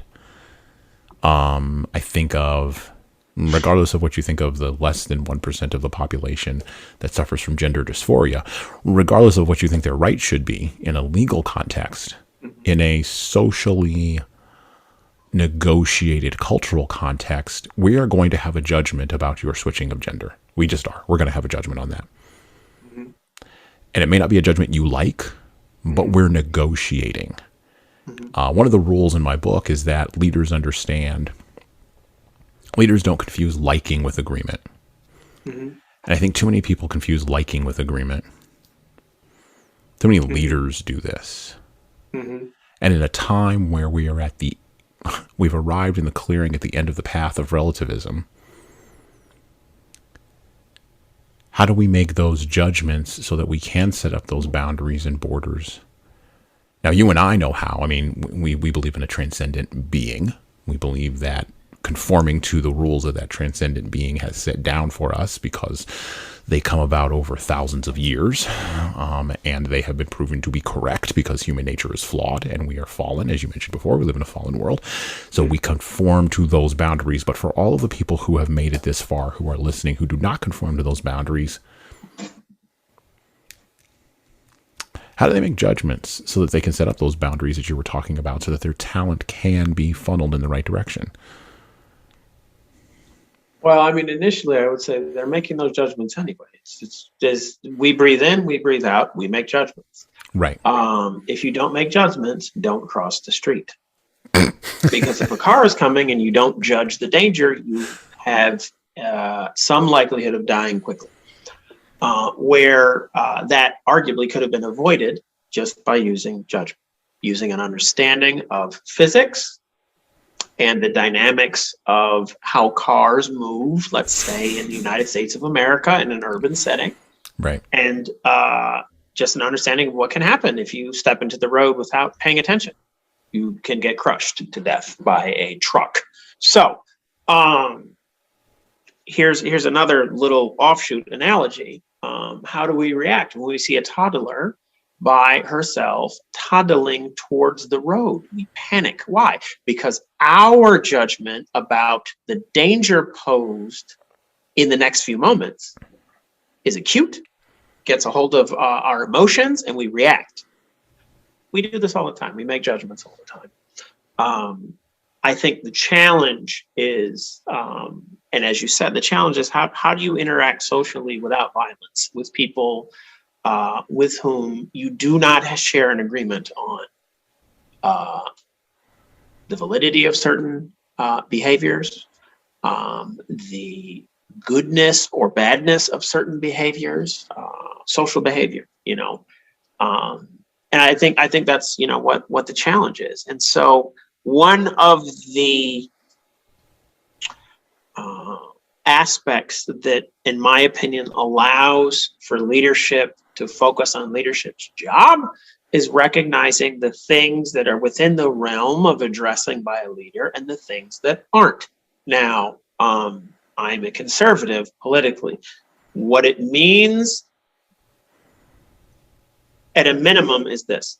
I recognize a distinction between the state and society, between individuals and their families and natural organic social formations, and an entity called the state that has legitimate authority to tell us certain things, but whose authority has a limit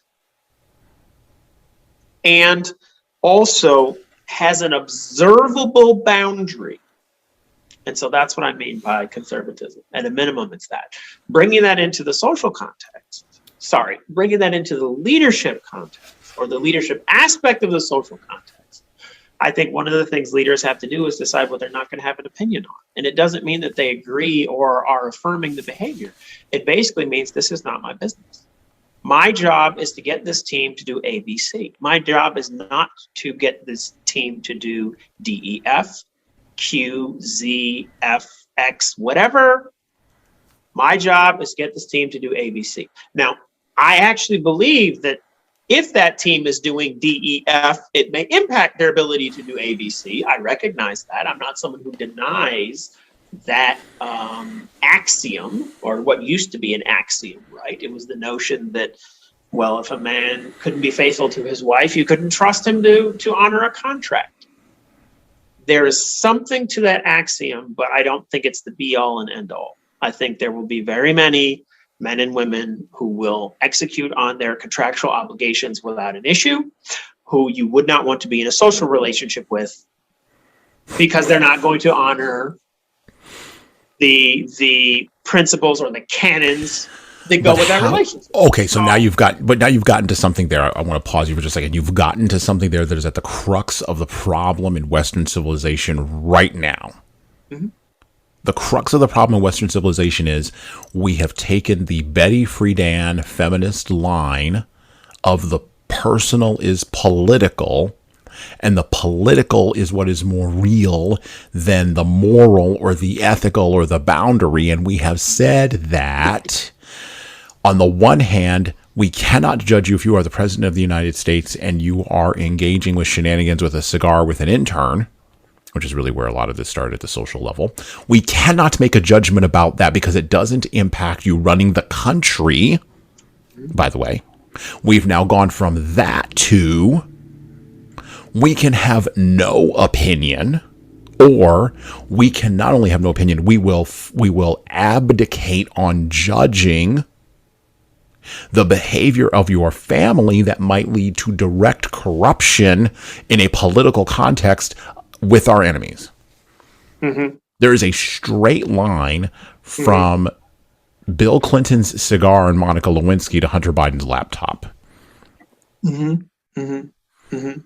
Okay. That kind of line erodes the social fabric. And I would assert that people in authority used to know what you know, but I believe that they've pulled out the guardrails, to paraphrase from the theologian Doug Wilson. They've pulled out the guardrails, they've piled them in a field, they've set them on fire, and they've run down the road. Mm-hmm. And we're now living in a guardrail-less world where our leaders are running down the road saying, follow me. There are no guardrails, and even if there were, it doesn't matter. And we seek guardrails because you're right, we make judgments. Mm-hmm. And it is innocuous leaders that where it is now upon them. It is the hobbits because the kings and princes have abandoned the field. Mm-hmm. The kings and princes in celebrity, the kings and princes on social media, the kings and princes in politics, they have abandoned the field. And it's up to Frodo and Bilbo to save everybody. Mm-hmm. Because who else is going to put the boundaries up? Mm-hmm. Mm-hmm. And that is a massive challenge for people who just believe they're running a construction company from 9 to 5. Yes, it can be. It can be. It's, again, actually, there was a point I was going to raise. Oh, that's praise the Lord. It's about the science fiction. Okay. Mm-hmm. Why I think science fiction got consigned to the dustbin of Western culture for the moment, because I don't really think it's going to go away. But the reason it's there right now is because I think in the 80s, okay, and certainly afterward, but in the 80s, a fatal materialism took hold of, at a minimum, American culture.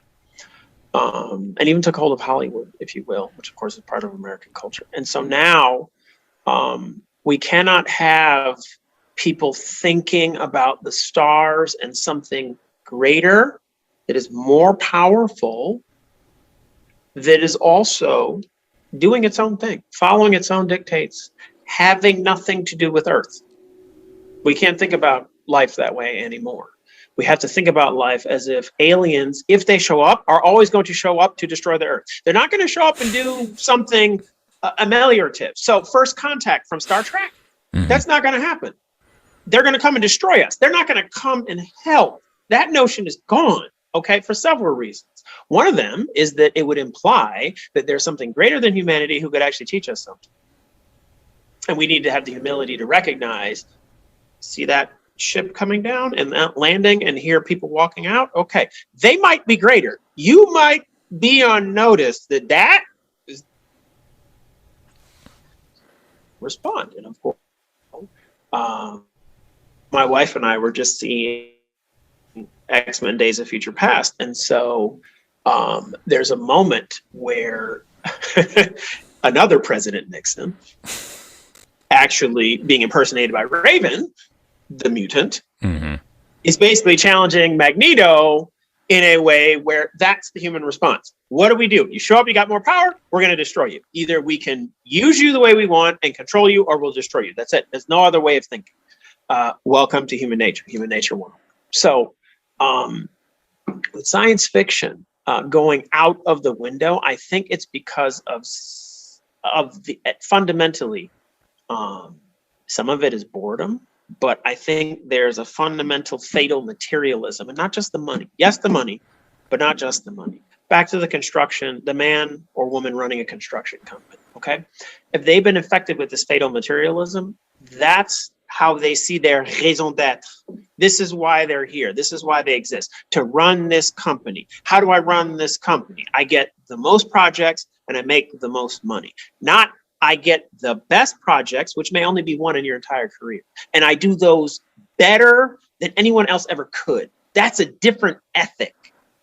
That's an ethic that says what I'm doing has some kind of transcendent value in such a way that I will choose to do this project, choose not to do other projects, because this project matters more, even if it doesn't make me as much money. That notion is not there, I would argue, often. Okay, I think they're more focused on, and again, I'm making a judgment. I think they're more focused on, how do I get more projects? How do I do more to make more money? I'm going to value my success based on the amount of dollars that it brings to my company, rather than I'm going to value my success because it does something that you can't put a dollar value on, or advances other values. Okay. So I know a man in Binghamton, and he owns a construction company, and he built a VA facility. And I remember the praise he received for building the facility. Facility looked fine. I've been in it to do my work as a VA disability lawyer. Anyway, I wonder though, were there projects that he passed up in order to build that facility because he valued something other than the dollar amount he would make doing the project? Okay. And if I didn't think there was a decent shot that the answer was yes, I wouldn't mention. That is something that shows that there are other values than how many projects can I get and how much dollars can I make building. Okay, but within our culture, though, that fatal materialism has taken hold. And so another aspect to it you see in a profession that you and I have been in, and you may still be in, and in fact, I'm actually still in, that's the profession of education. Mm-hmm. You will, well, let me back up. In 1960, if you went into the education profession, you did not enter it to make millions of dollars. You did not enter it to make half as much money as a doctor. You knew you were not going to be paid like a doctor is paid or a lawyer is paid, but you did it anyway because you valued the contribution you were making to society, because you valued and recognized the intrinsic worth and perhaps even the utility in instructing them, helping them think critically.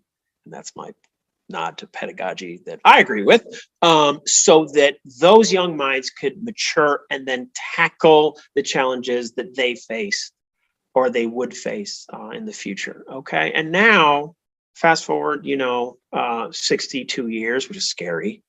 Fast forward from 1960, 62 years. And now, why is the education profession hemorrhaging people? Okay. I submit that a significant part of the problem is because what I just said is not valued anymore. Because if that was valued the way Hemingway valued producing writing, people would still do it, even if they would go hungry, as it were, right? Something that I think Socrates would have respected, and perhaps even Plato would have respected. Because of course there's a noon in his name in Greek, and then I will save myself from embarrassment and not say more. But in French, c'est Platon. Still, it's Platon. Mm-hmm. But anyway, I think he would have respected that also. I don't know about Aristotle, but I'm certain Socrates, and I'm willing to hazard also Platon. So anyway, I think for leaders, decide first what you're not going to have an opinion on. Okay. Second, it's going to sound so corny, but do unto others as you wish them to do unto you. So if somebody shows up and their partner is somebody you don't know from a sex you can't identify, fine. Hi, nice to meet you, and just interact like a normal person. Okay. Use your judgment about what you might not wish to bring up. And I think you'll be able to get done more. Okay. And I think people will respect you. I honestly think that in certain circumstances, people are showing up and they're not necessarily looking for a fight, but they're aware that they're bringing something to the table that other people aren't. Okay, fine. Just interact with them as you wish to be interacted with, and then move forward. When I look at the life of Jesus from a social interaction perspective, there were certain groups he he was going to challenge them, period. And there were other groups, whole other groups. We don't hear anything, or we don't read anything if we don't hear it at all. We don't read anything in the 4 classic gospels contained in the normal Orthodox small O New Testament about him having an opinion on those things, or on those people. And I think that's marvelous. But here, and think of the book Jesus CEO, right? Which I haven't read, but Jesus as a social interactor. Okay, fine. He's interacting with people, showing compassion. Okay. Not going out of his way and insulting people with very few exceptions. And then it was done on purpose because he was the Son of God bringing certain points. So anyway, if you're not the Son of God, don't bring those points. Go forward. Next. You're a leader. Great. You got a job to do. Wonderful. Assume your team is showing up with that same ethic. Lead them. Show them how to go. Provide the vision. Okay. Assign the tasks, okay? Get the ball moving and stay out of the weeds. Stay out of what isn't your business.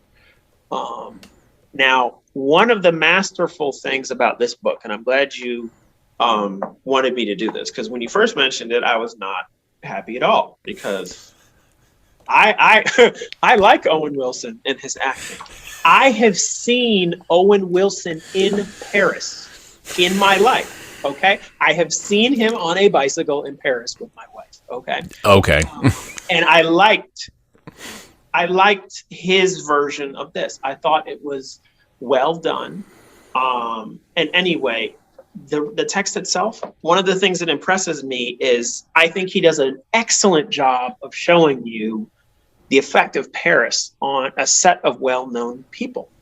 For example, when he was talking about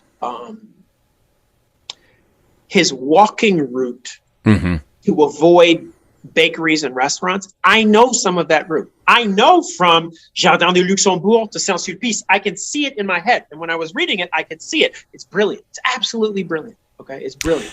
By the way, you can tell he's better at French than I am. The French speaker, he even taught French. Right. So I should hope, that he is. And yet, you're not seeing me doing human consulting and training. That's true. It's not my métier. It's not my bailiwick. It is not, what I do. He represented and reproduced so well Paris. It's delicious reading some of the passages in here, and you didn't, I don't think you touched on what I thought was the best writing in here. I'm going to read it. He's going. Page, or page the guest is going to read. This is a reversal on the podcast, ladies and gentlemen.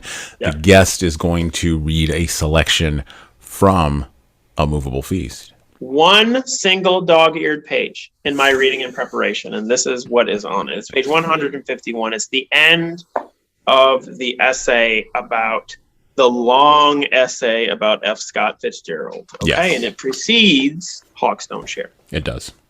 Quote, we both, better back up. Quote, no, and after Pamplona, we'll go to Madrid and to Valencia. Close quote. Quote, I'm just going to stop with the quotes because it makes it harder to read. So, no, and after Pamplona, we'll go to Madrid and to Valencia, period. The next speaker is Hadley. She said softly, like a cat. Poor Scott, I said. Poor everybody, Hadley said. Rich feather cats with no money. We're awfully lucky. We'll have to be good and hold it. We both touched wood on the cafe's table, and the waiter came to see what it was we wanted. But what we wanted not, he nor anyone else, nor knocking on wood nor on marble at this cafe tabletop could ever bring us.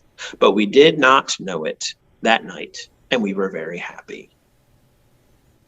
And I loved that passage. I thought it was very well written and very evocative. Very much so. That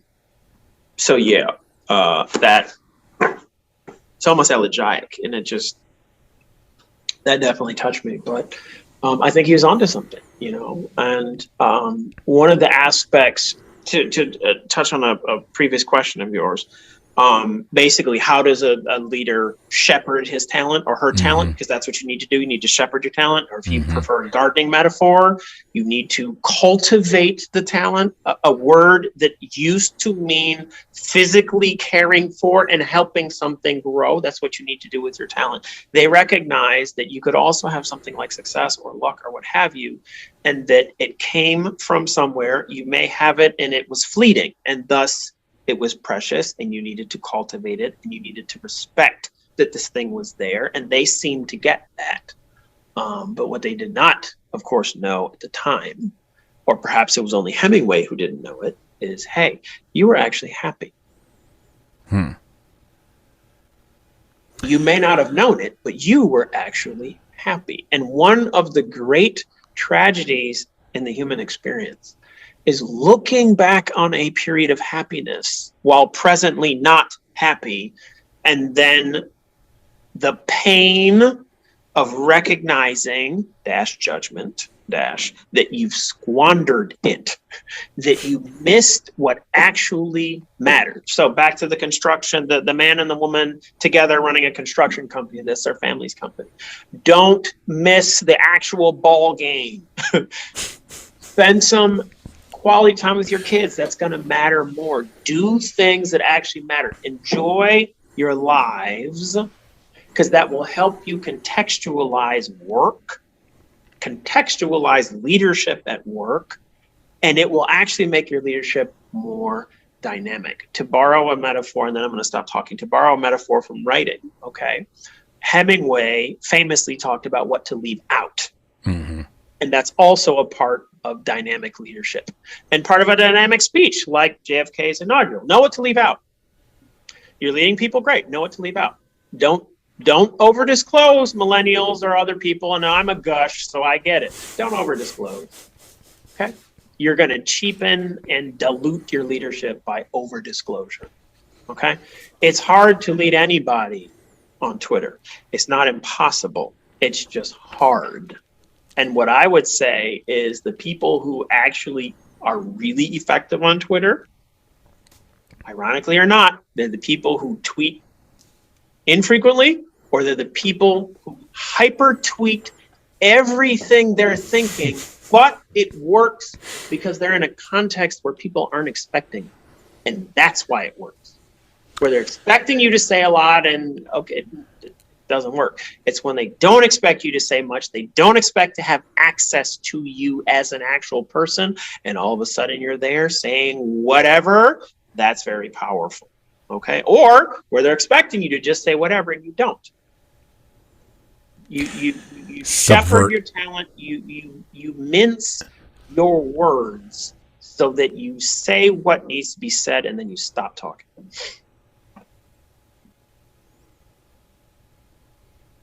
Stay out of the weeds.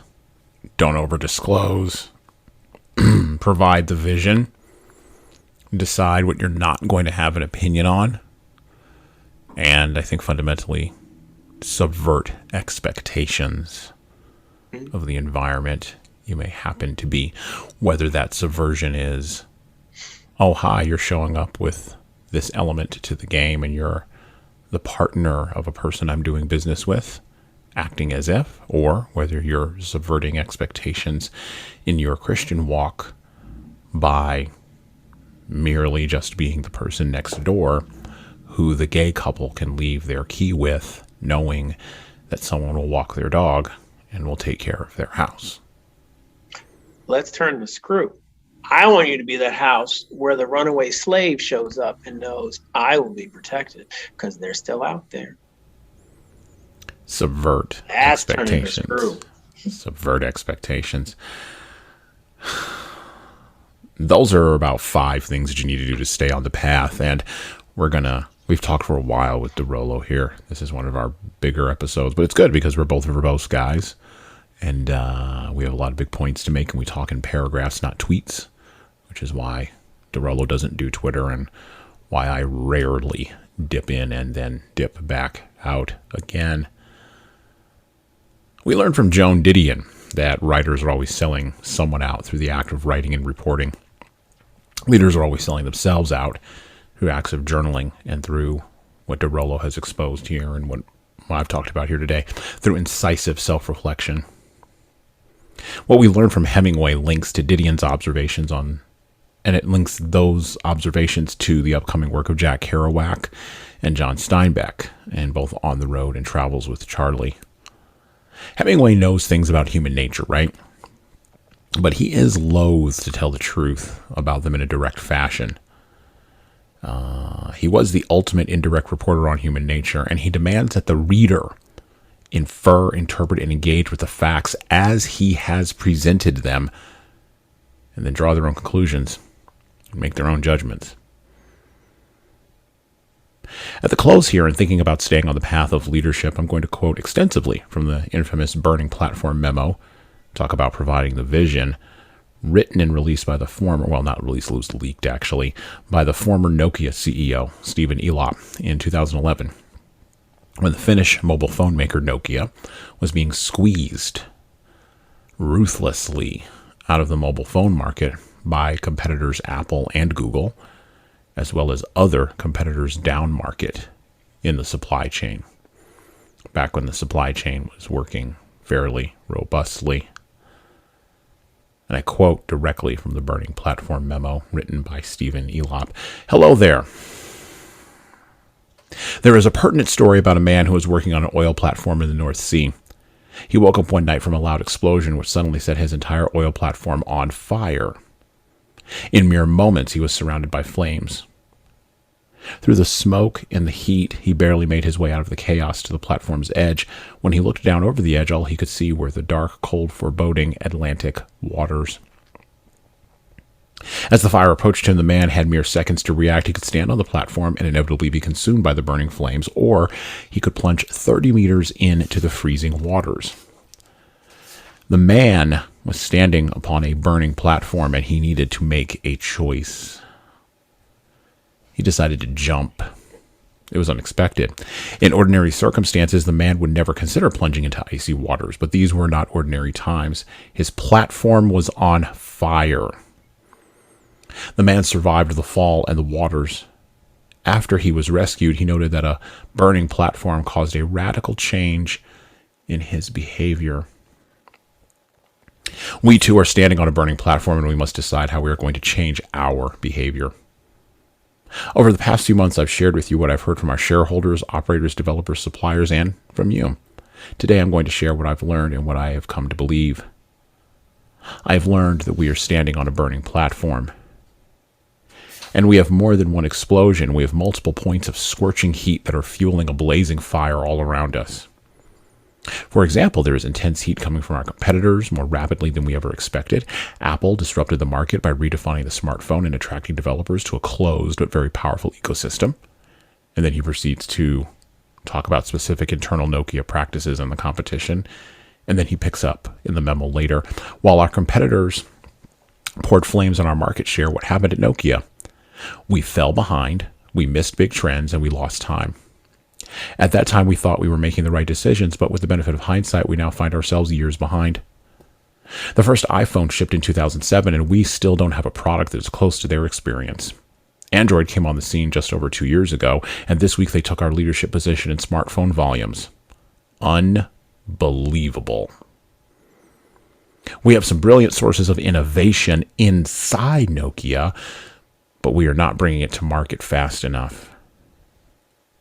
Then a little bit later on in the memo at the close, our competitors aren't taking our market share with devices. They are taking our market share with an entire ecosystem. This means we're going to have to decide how we either build, catalyze, or join an ecosystem. This is one of the decisions we need to make. In the meantime, we've lost market share, we've lost mind share, and we've lost time.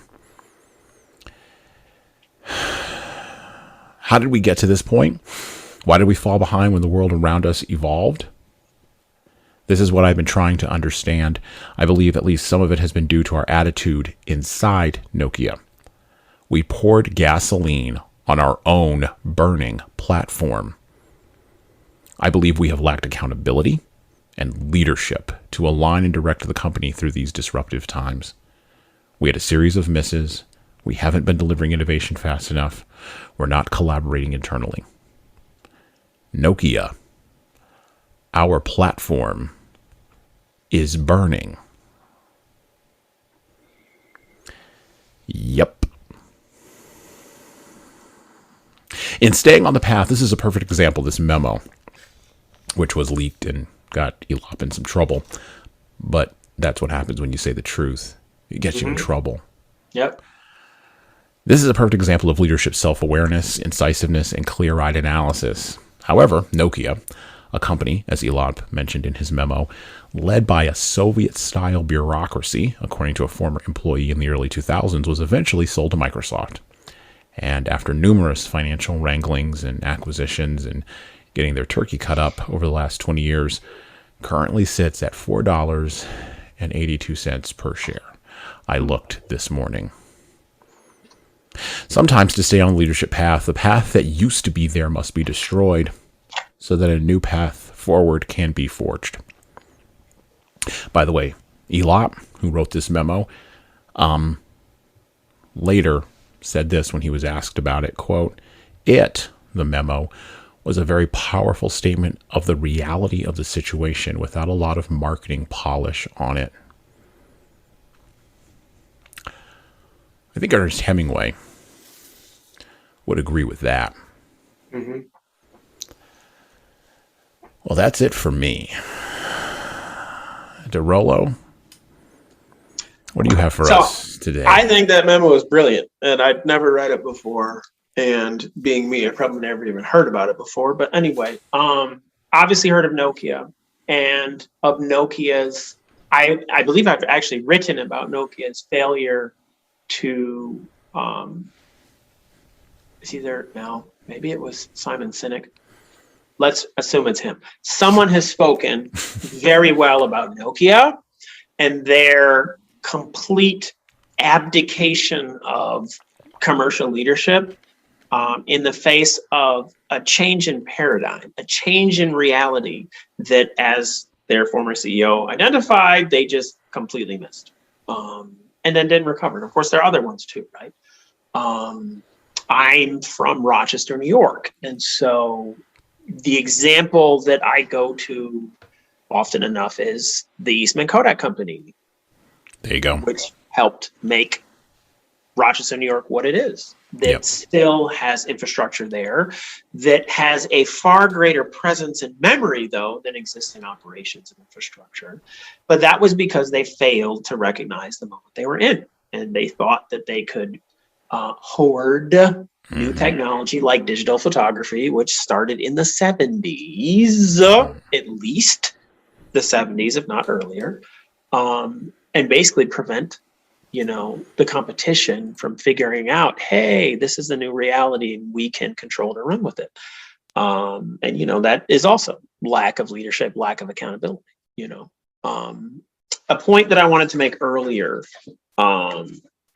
also applies here. Okay, you asked me, I believe, how can leaders use their writing as a way to help the competition? And you help the competition by competing well and by competing fairly. So I'm not saying you disclose a business secret so that it will then force yourself to actually compete better. But what I am saying is that there will come moments in anyone's leadership where, like Cortez, you need to burn the ships. And he did that because he knew that they needed to forge a new way out, a new way forward. And that cannot happen if there's an escape route right there. And so he did something that today is unthinkable, that today would be criminal, not just because it's arson, not just because it's damaging the environment. Okay, we're part of political systems and political cultures that cannot look at that with admiration and a little trepidation. We don't look at it that way. We say, oh, that's terrible. What an unethical leader. No, what an actual visionary leader who recognized that he had literally come into something that is entirely different and requires something bold and innovating, and for which there is no reverse or reset button, millennials. There's no do-over, no reset button you can press. No, that's not how life works. So, and many of you, of course, know this, but within the common understanding of your culture, you don't. And where you're hampered is video games from when I was growing up have now taken on this multi-billion-dollar a year life of their own. And so you are now being conditioned to think of experiences having an off switch and a reset button, and they don't. So Cortez burned the ships. Okay, he was willing to do that, and it showed the power of his leadership, And so, what I find great about this memo is that was a Cortez moment. But the problem is, and I take it from the result, he didn't actually burn the ships. He didn't say, this is the new route we're taking and the consequences be damned. I'm just going to do this. And if I get fired, got my golden parachute, I'm good. But I will have gone out manfully, as Professor Mansfield would put it, Harvey Mansfield from Harvard, rightly so. Okay, gone out manfully. Gone out the way Boabdil did not go out, okay? The last Sultan of Al-Andalus and his own mom called him out on it, okay? And so you're going to go out, you better go out manfully, son. So, are you going to come back either carrying your shield or on it? Yes. That's it. Yes. That's how we used to function. And thankfully, there's still parts of the West that are functioning that way. That's why my wife still has a country called Ukraine. So there's still people functioning that way in the West. Do you have anything you'd like to promote today? Any ways that we can stay on the path with Dorollo? Anything that you'd like to tell us about that you've got upcoming or that you've got floating around out there that you want us to pay attention to? At the moment, no. There are things I'm working on. There's projects I'm trying to realize. And so what's exciting about going through this stuff, and thank you, by the way, for this opportunity. I don't think I thanked you in the beginning, so I apologize. Thank you for this opportunity to be on your podcast. Thank you for letting me air my thoughts, both profound and nonsensical and things in between, in real time, most of the time, and certainly in recordable form. So I appreciate that, my dear friend Jesan. Thank you. Mm-hmm. Now, this has been profound for me because it helps you think through, just at a minimum, the craft, especially as a writer, the craft, and just taking that seriously. When I was reading, it was either this or the Andy Dillard essay in The Writing Life, the first essay. I thought of the Western that I'm currently working on, which will actually probably end up being a novella rather than a novel. And why I say that is I'm looking at the drama that is there in the incidents of this man's life. And I'm saying to myself, okay, can I put enough in there and it still come out the way I think it ought to? It has a boldness, it has an abruptness, it also has a brevity, okay? Because the circumstances I know about the actual life of the man some of whose life I'm fictionalizing, they only cover a time frame of at most 20 years. And so is it possible to put that into a novel? Of course it is. You can do a novel about one day, James Joyce, there you go. But, for the genre that I'm in, the Western, a novella might actually be better. And of course, Jim Harrison has written novellas about different aspects of American life in the West and done it extremely well. And of course, he's also written novels, wrote novels that were about different aspects of the conquering of the West, the enduring within the West of the Aboriginal and the shift in, those aspects. So what I'm doing, of course, is bringing into that it's not a forgotten chapter. It's more than that. It's the perspective of the Negro there, American Negro, who was there. The 10th Cavalry, they were there. And of course, the 10th Cavalry led by a man named Pershing, who of course would then lead American forces in World War I. And it's just, he actually had good things to say about the 10th Cavalry. So I'm trying to bring out some of these aspects as I live out my life and try to communicate that to my sons in the American West. So that's what I'm working on. So when Dorollo drops that Western, we'll have him back on the podcast and we'll talk extensively. I mean, this has been almost 3 hours now. We've been talking. But That again, means we're overdue for a phone call. it's overdue for a phone call. That's what that means. Yeah, exactly. Well, we're both verbose guys, so I mean, there you go. No, we'll have him on to talk about the Western. I'm fascinated by the Western genre as a genre of literature.